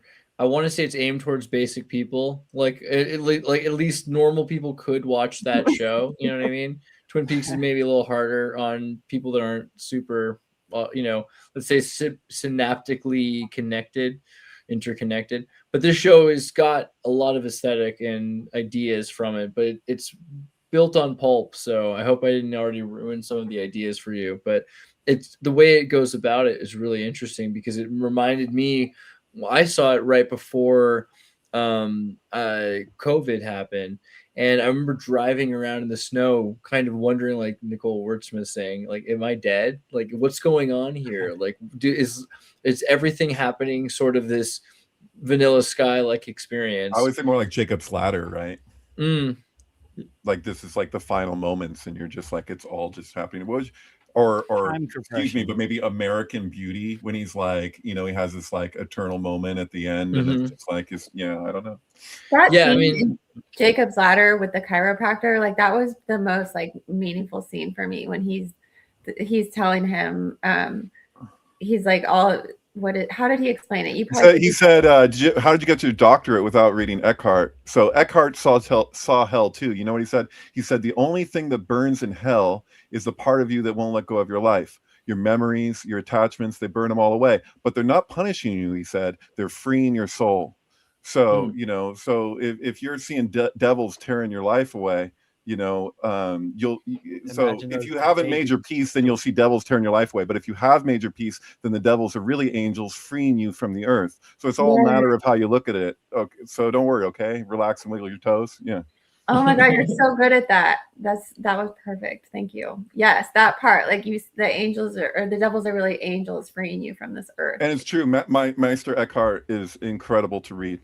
It's like it kind of reminds me of like an old version of Patton or something, where you're like, oh, this is just brutally honest perspective on war. Like the larger war is a spiritual war. Yeah, it goes beyond any religion organized. That's the Gnostic tradition, right? That the devils are really angels freeing you from this earth, right? And the gods are consuming you, right? Like the Promethean gods.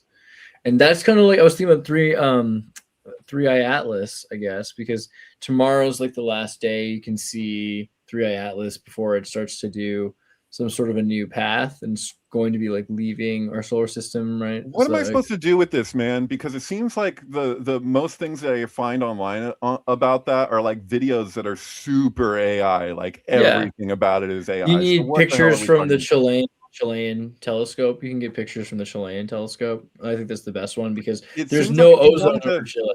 Which if is you interesting. wanted theoretically to obfuscate something that's happening like that, if that was a significant thing that's taking place, like it seems like the best way to do that would be to pump out a ton of AI videos to just like help discount it, because it's easy to just be like, oh, this is AI slop, what's happening? But I don't know. I Well, mean, you see that someone- when there's protests happening, they'll produce AI videos that look like they're there, so people will be like, "Oh, these protests aren't happening because this is an AI Totally. video here of a protest." It gets weird, yeah.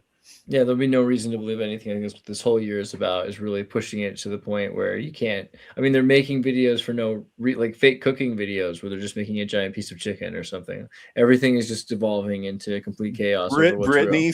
Brittany sent me a video that she wanted me to watch from YouTube at one point several months back that was like clearly an AI video, but maybe not so clearly, but she had to reflect because she just watched it and she sent it to me like, hey, what do you think of this? But it was about the Diddy case, and it's saying these are speaking to the transcript, and it's like, well, where is the transcript? Like, you're telling me what the transcript said. Did it really say that? And then it was like, it looked as though this channel was just pumping out AI videos that are all monetized, almost like the whole thing is automated. I'm not sure if anybody was actually like doing anything anymore. It's like they set it in motion and they're just making money off of just like video after video after video, God damn. They portray Diddy looking like a chess pawn, like the way that a lot of the promotions of his like documentaries and stuff, the way his head is just, he looks like a chess pawn. Right. Well, what's happening with Diddy, it's the same woman involved in all these cases. It's Comey's daughter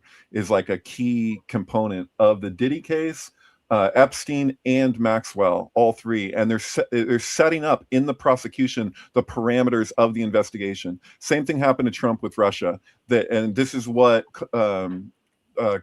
was being complained about by the very same person. So like you have this crazy thing where it's like, if you want to investigate somebody now, the powers that be want to shield themselves from being implicated in the very things that they're investigating them for. So what do? They look for these long shots where they're like, maybe we can get him on this. And because of that, it offsets the accountability, because what should have been the investigation was about blackmail with Maxwell, Epstein, and Diddy. That should have been the focus, but it wasn't. Why? Because they set up the parameters of the investigation intentionally. That's the fraud, as far as I can tell. You think, there's something really fucking weird about this Epstein shit being dragged on for like almost a decade now.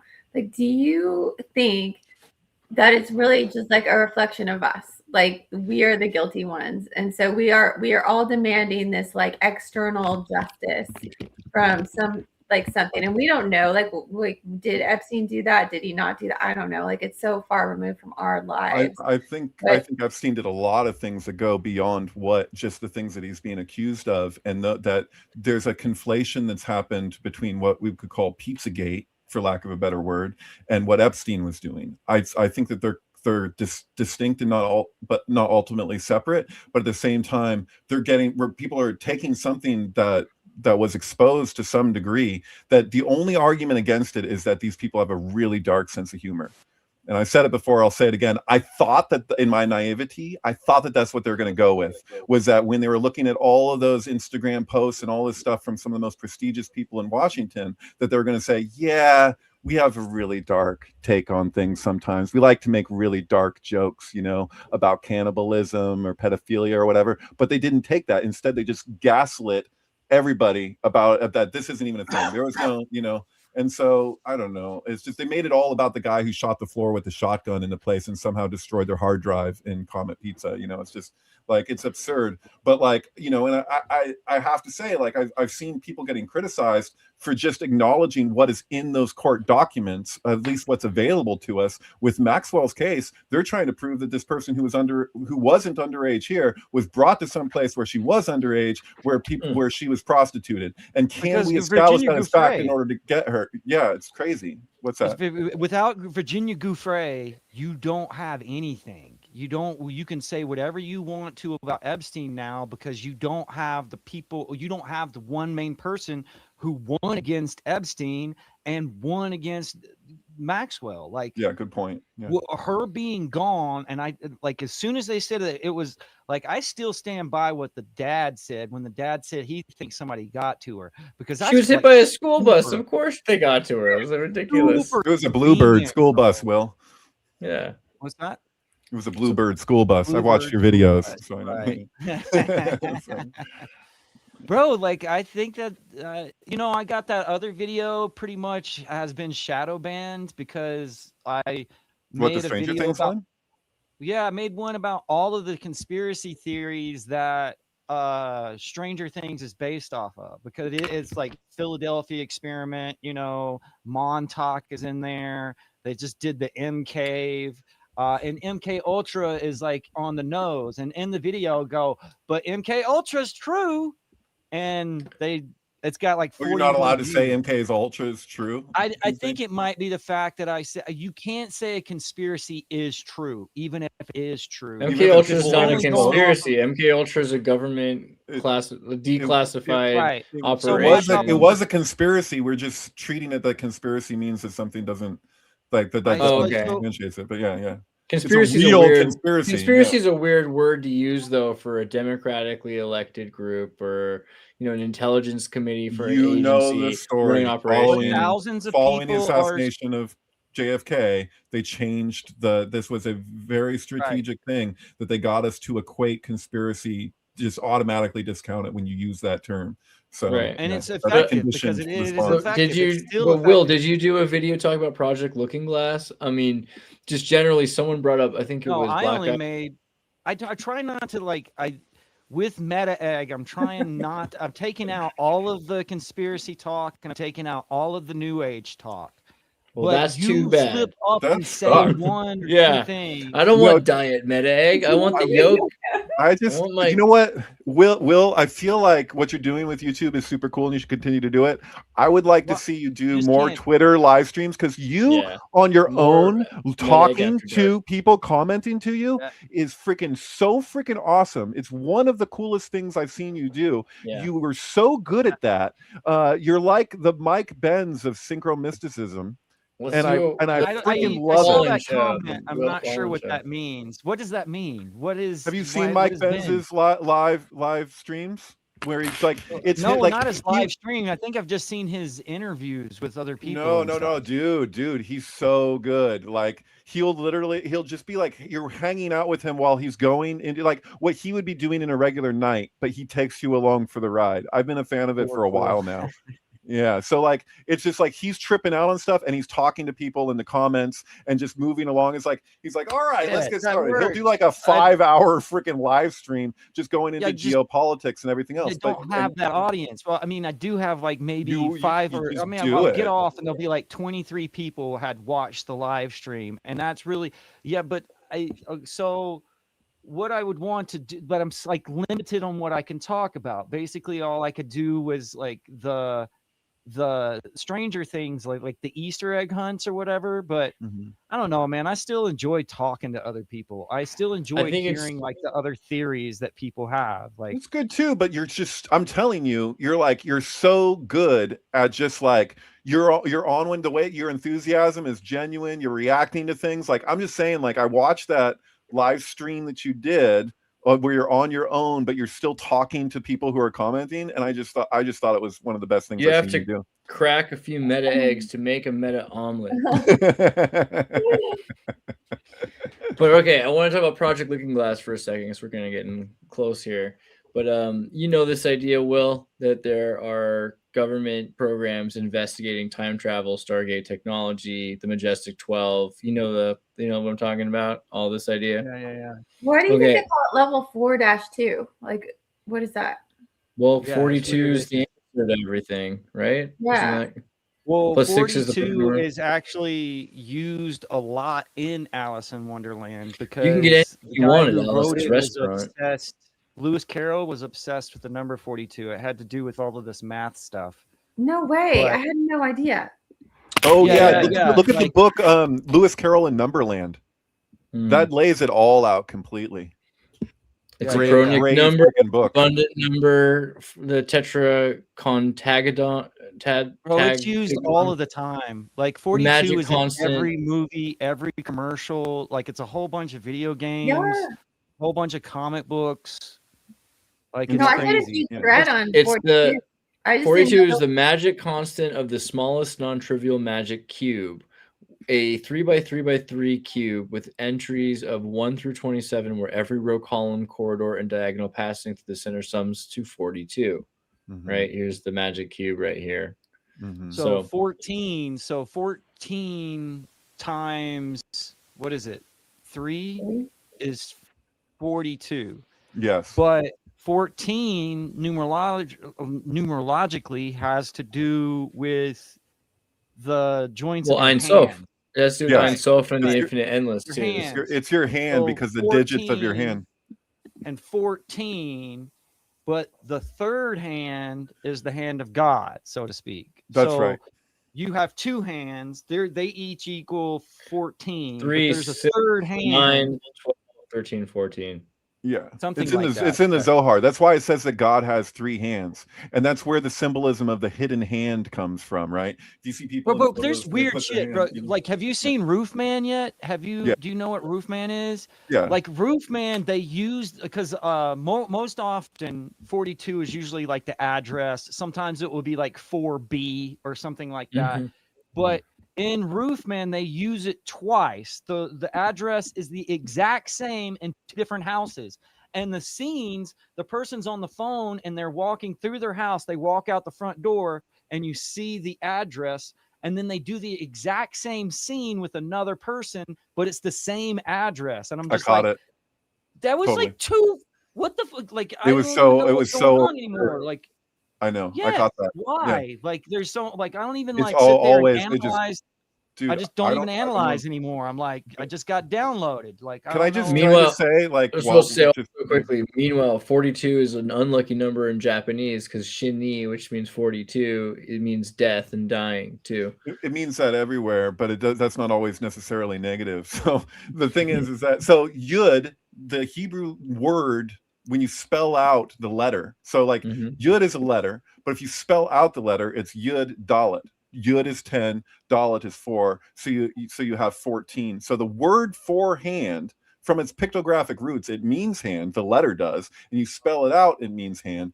And so if you say so, that's the three hand thing because it's yud yud yud spelled out in full, and so to equal 42. So and then it's relatable because Shekhinah is equated with the rainbow. Traditionally, they say the closest communication of Shekhinah in form, in the world of form, is the rainbow. And it just so happens that in order for us to perceive a rainbow, the light refracts water at a 42-degree angle in relationship to our perception of it. It's always at 42 degrees for whatever It's reason. always at 42 degrees. So like it's dependent. The rainbow is dependent on where the viewer is. And the name, you have to be at 42 degrees of the light source. So you are the rainbow essentially. Like Right. And the so there's 42 yeah. letter name of God, the Ana Bekoach, right? Oh, Koach, whatever, how you say that, you know? Yes. Well, Young and in New Bekoach. York, the like Grand Central Terminal and like Times Square, I think, are off of 42nd Street. right.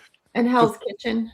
Right. Hell's Kitchen is 42. The 42 letter name is derived from a combination code specific to every letter of the first 42 letters of the Torah.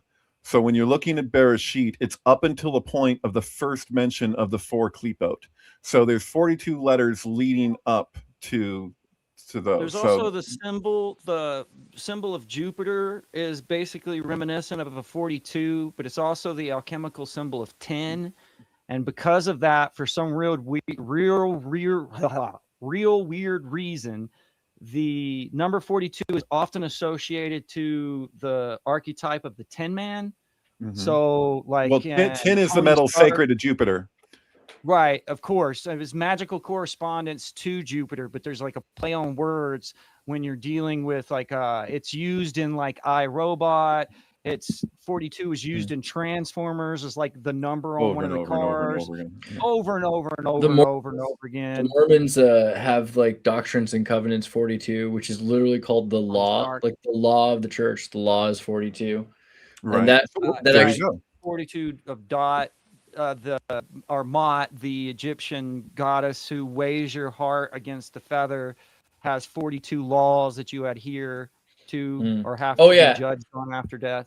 I gotta show something else because this is kind of a random connection. Like your What's heart, the symbol? like the Tin Man has a heart, and What's the and symbol Tony for Stark you? is in 42 suit and whatever. So Mach 42.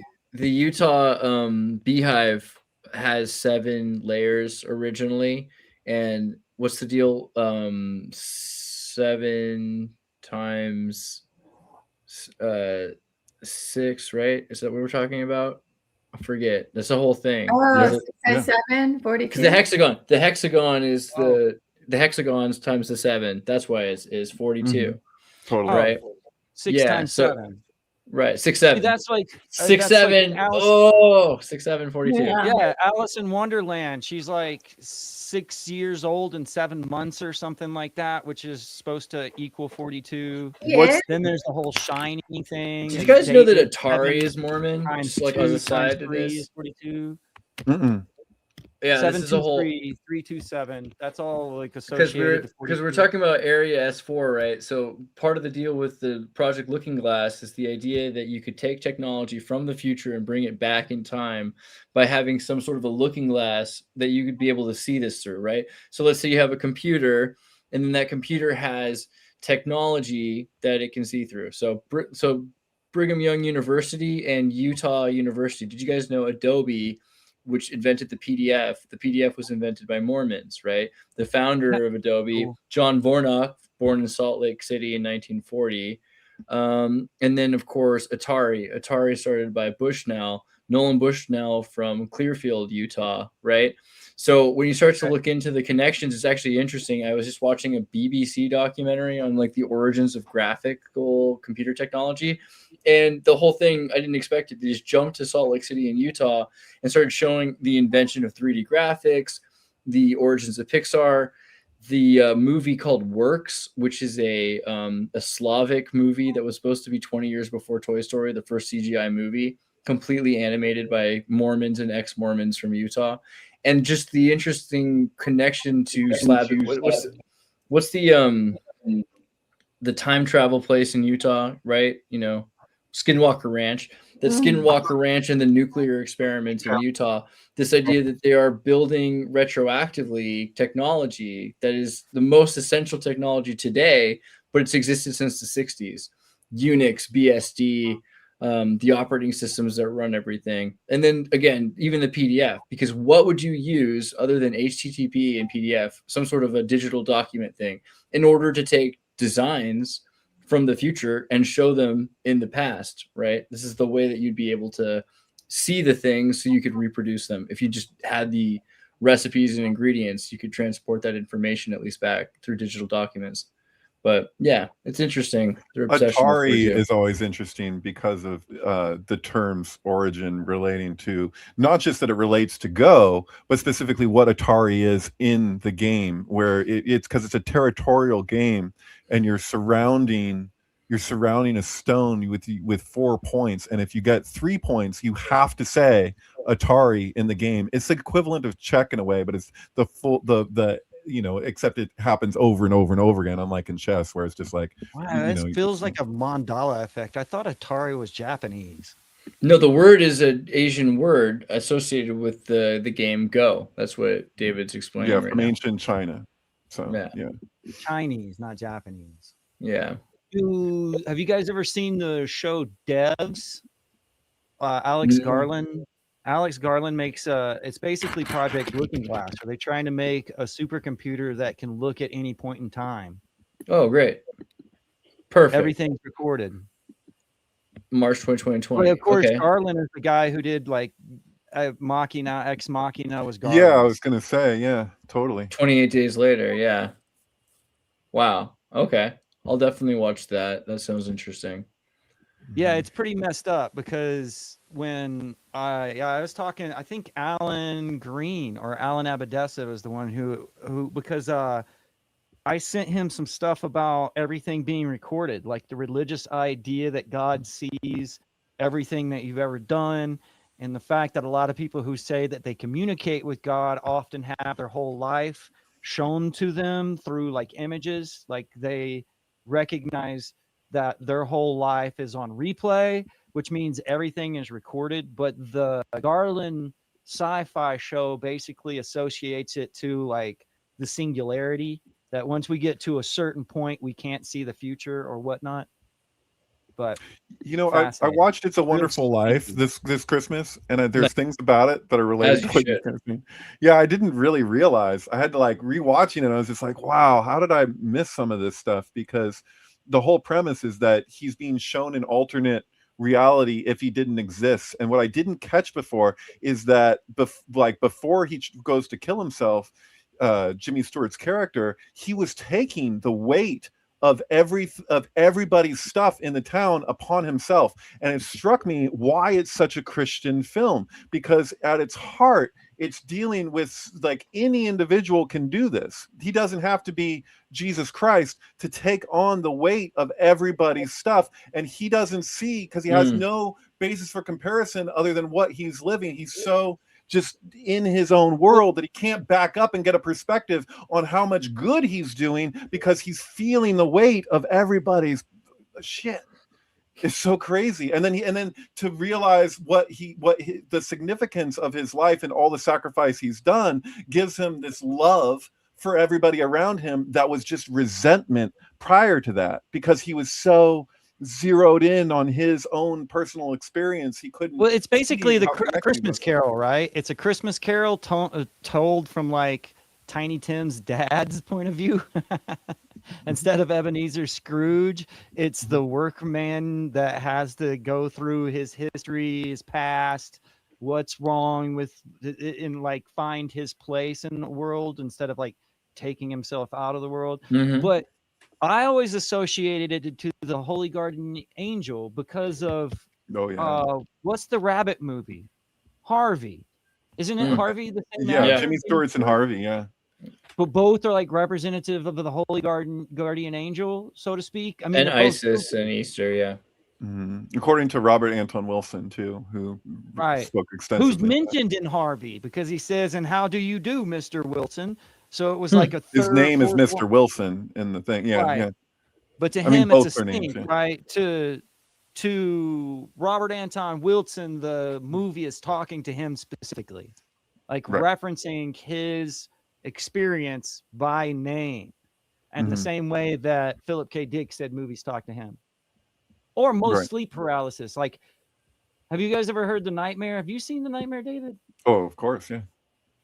How about you? I actually take I take issue with The Nightmare, even though I like it a lot, because it's all so fear-based. No one's talking about the experience of surrendering and transcending any of that. It's all just like this terrifying thing. Yeah. Rodney Asher, the director of Nightmare's experience, was a positive one.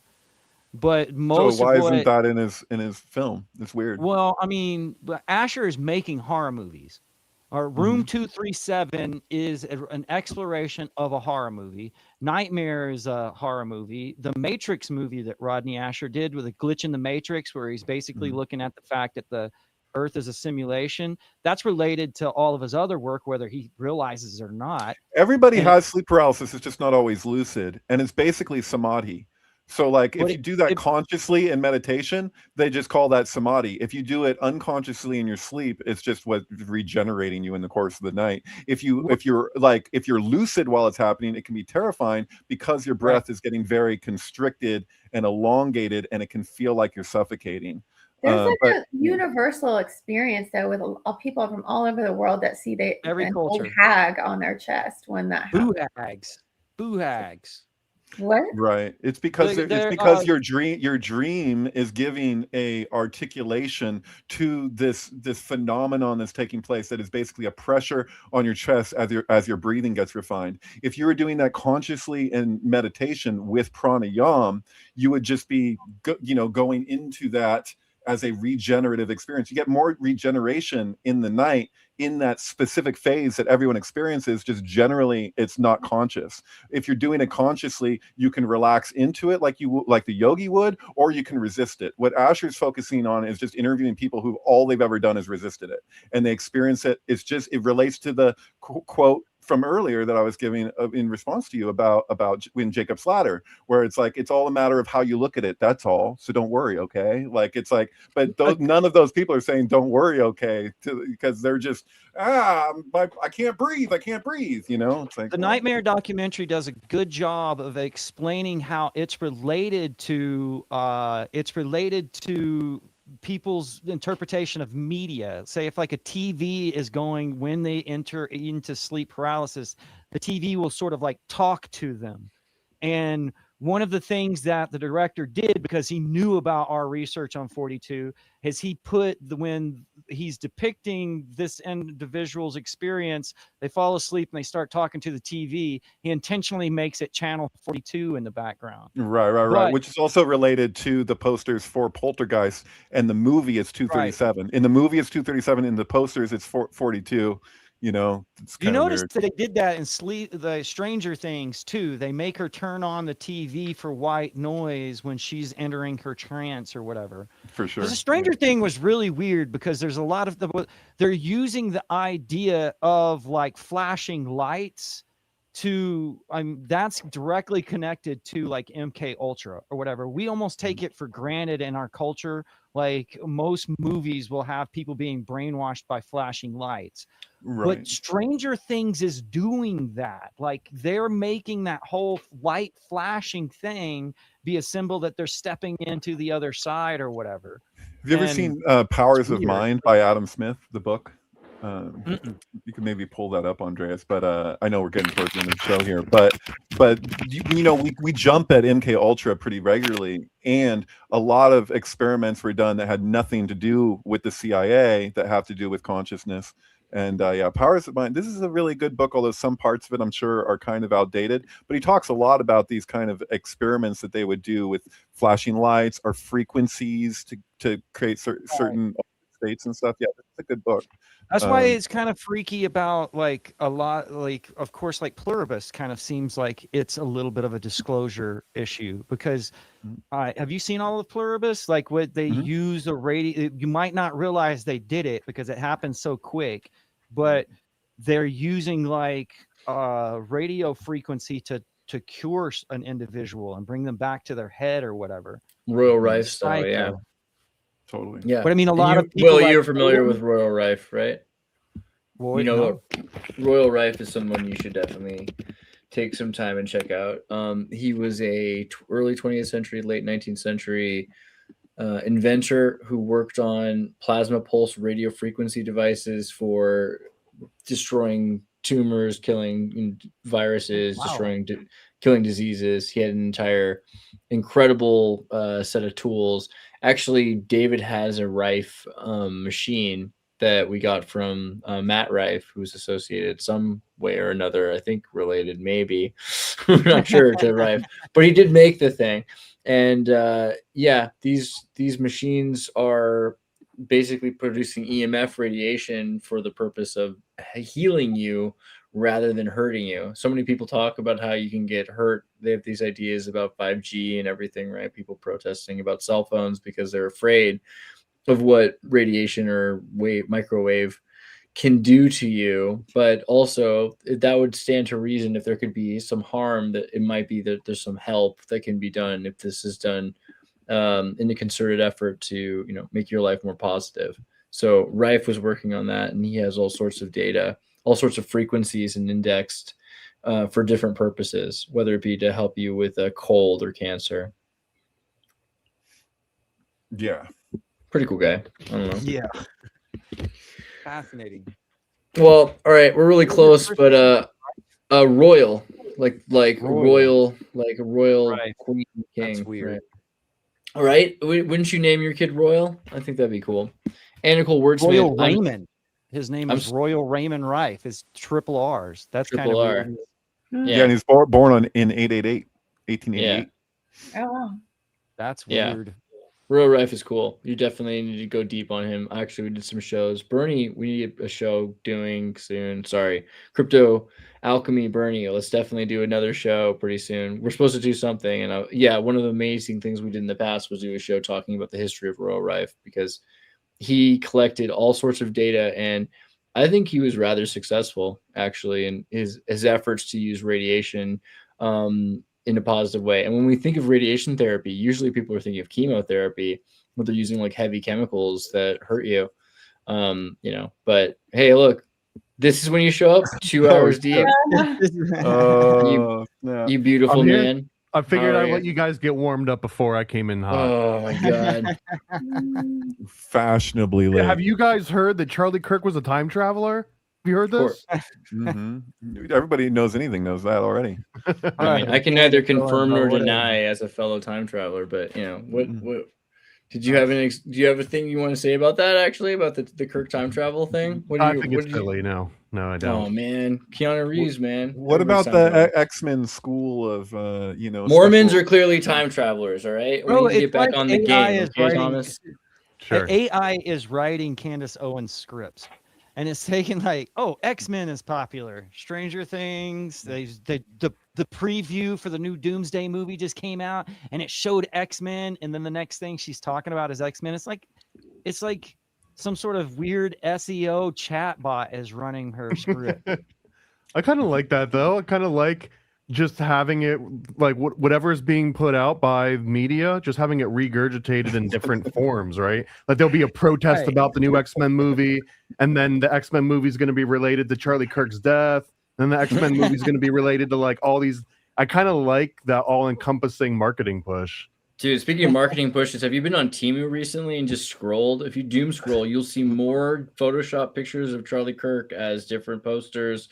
I wanted to get the shirt of Charlie Kirk in a communist Chinese army uniform that I saw, all photoshopped with like swole Chad face. I always wonder, like, what does it mean in China where like someone must be wearing this shirt because it's cheaper, you know? But it's interesting. You showed up right as I was pulling a band called Wordsmith's post. And I was going to say, we're doing a show tomorrow. I'm super stoked. Everybody, make sure you're there to see the Underworld show that I'm doing with Ann Nicole Wordsmith. But she brought up so many cool things, and I hope we can actually cover a little bit more about them. You want to say anything really quickly, though, just about the 32 thing? It's really cool. Minnesota was the 32nd state to join the Union. I put up this picture. You have the Scottish Rite, and then Thomas appeared, Right. Were you just watching Thomas and you just decided, hey, I might as well jump Look, in if here? you guys are going to be talking 32nd degree, you need someone in here to kind of like kick up mud a little bit. So Thomas, is this evocation or invocation for you to show up here? I feel like it's maybe both. I felt invoked. If you're asking from like a personal standpoint, He presents as evoked, though. right. That was Just funny. they did tell me to come here and just tell Anna, watch yourself. Dude, we should start an organization that's an acronym THEY, like technology, healing, each other. Energy and youth. There you go. Energy and youth. Adrenochrome. You were just at an interview, Thomas, which I've yet to see it all. Bill watched it, but he was telling me you're going off about the Golden Bough on some big platform the other day. It was probably the Derp with Kurt episode where we went into, I can't remember the angle, but he brought something up and it immediately reminded me of Golden Bough King Kill. So we went into Golden Bough King Kill for a minute, I think. So just so you know, Anna's been also reading the Golden Bough to some degree. I think it's like I've been pushing for my friends to dig deep into the Golden Bough for so freaking long, because it feels like it's kind of everything. Like it kind of is your life. Have you done the full abridged series? I've never read the full unabridged. Unabridged, yeah. No, but I've read through abridged versions of it. Yeah. It's a doozy. In fact, this is weird, but he was going off on this one angle talking about how certain tribes in Africa, it's forbidden to eat female elephant because it was seen as that if you ate a female elephant or harmed a female elephant, then it would ruin the chance of your wife ever procreating because apparently the female elephant's mammaries look so incredibly similar to human mammaries. And I'm reading this from Frasier, and I was like, no, like that can't be true. And I looked it up, and sure enough, and then all of a sudden I've been seeing like elephant boobs on my social media feed. There was one guy that was like, does anyone else realize, like, see elephant boobs coming up in their timeline? And I was just thinking, like, No what way. is the chance that I literally came across it in this old Golden Bough book, and the first time I ever looked it up in my entire adult life, and now all of a sudden it's like showing up on the feed. It's like a thing. Yeah. Elephants have Dude, nice I was boobs. right. And elephants Dude, don't get cancer. It is You ever read remarkable. Charles Fort? Look how nice at those. him. I mean, right? Look at him. She's doing all right. She's Now got that an you say that, OnlyFans. Thomas, I was talking to someone last night who said they wanted a Bengal cat. And literally when I picked up the book this morning, the first sentence I read was about like the Bengal tribe and how they have like giant orgies, I guess, as part of their ritual. It keeps showing up in so many unexpected ways. Like I was going on some other random research on like Phoenician and Carthaginian sacrifice, and it went into the concept of like a sacred prostitute. And every single reference, even in the wiki page, it was like, this was first discovered by Frasier. This was first discovered by Frasier. So like, no matter where I'm going lately, Frasier is unavoidable. Right. I think that the big takeaway for me, and it's not just Frasier, it's also like occultists, including Crowley's take on Frasier, what they extrapolate from Frasier is that our goings on aren't separate from the principal dynamics of nature. So what you're describing, you should expect to see just by dipping into that, because this is your life. Like, that's what's so crazy. And like, we try to like act as though we're this whole other separate thing when really like we are one with nature. And what we would imagine would be the chaos of our own goings on, we somehow insist that this should be completely separate, but time and time again you find that it's not. Yeah, I was going to say that too, Andreas, about the Frasier, how we associate Frasier with psychology, like, right? That was his thing. And You're saying Frasier Crane. Yeah. Okay, right. That's so funny. Oh, as opposed to Ichabod. Yeah. Yeah. I mean, there's definitely Fraser and Frasier. There's something to it for sure. I think. Yeah. And cheers to that, right? Yeah. But okay, let me.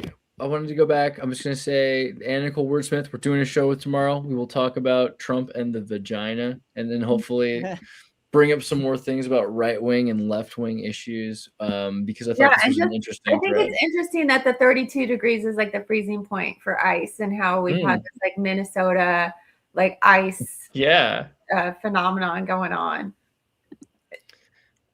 The freezing point. I thought we were going to have another Synctank tomorrow, but this is usually something I'd be saying in private, but I feel like I just want to, like, you guys could get further just like left to your own devices. Like, I almost feel like I could get in the way with my loud over talking mouth, like, because it seems like there's a lot there.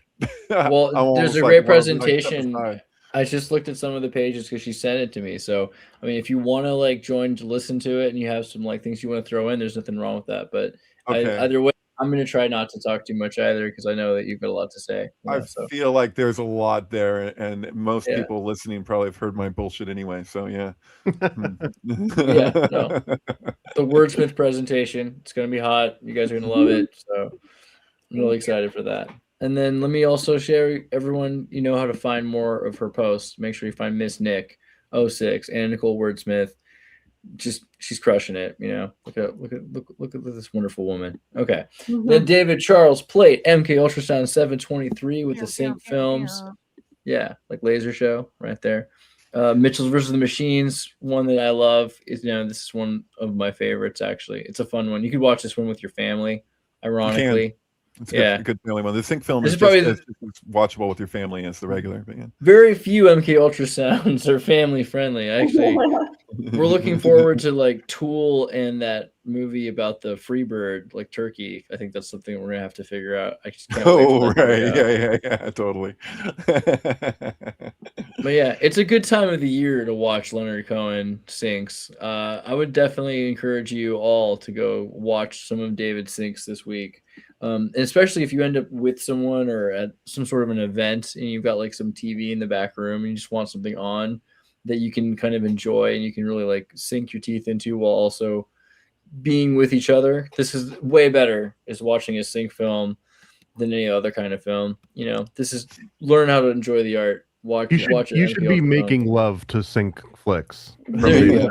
Actually, I really like it when couples watch my Sync films together. And in fact, when I'm sharing it with somebody and I know that they're married, I'll be like, dude, watch this with, like if it's especially if it's a specific sync that like relates, because I think it's good therapy. I do.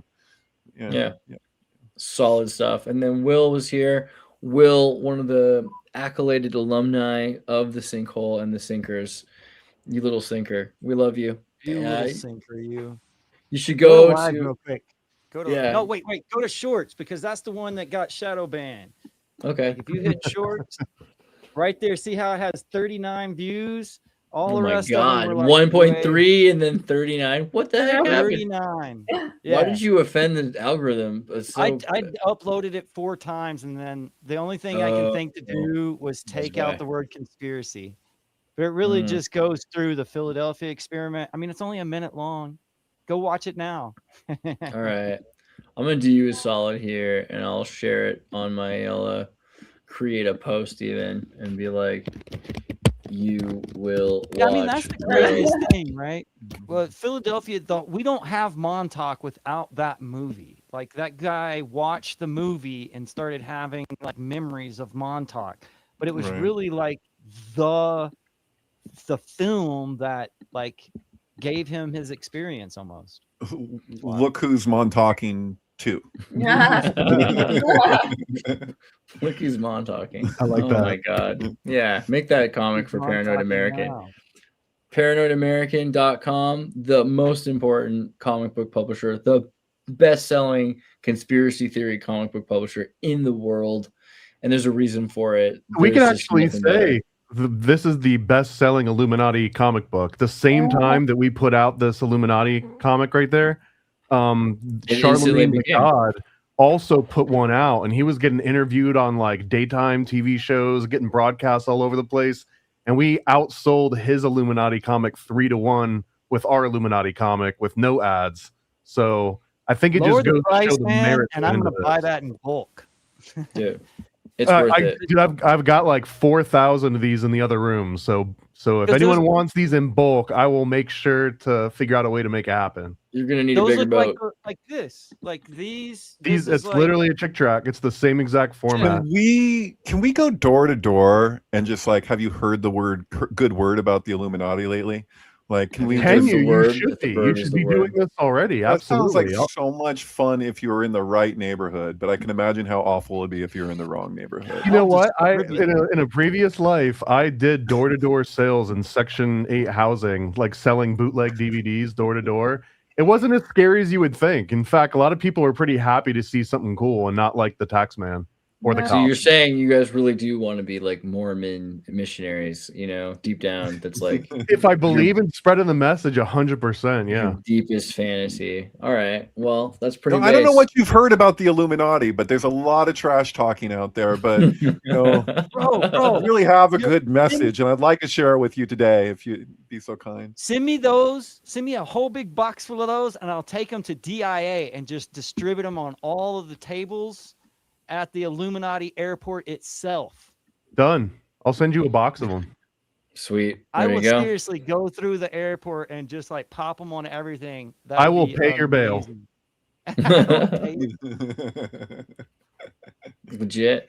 All right. Well, see you guys next week, but also tomorrow. Make sure you're here for Nicole Wordsmith's presentation on the Underworld, because I'm going to be here. So I'll see you guys soon.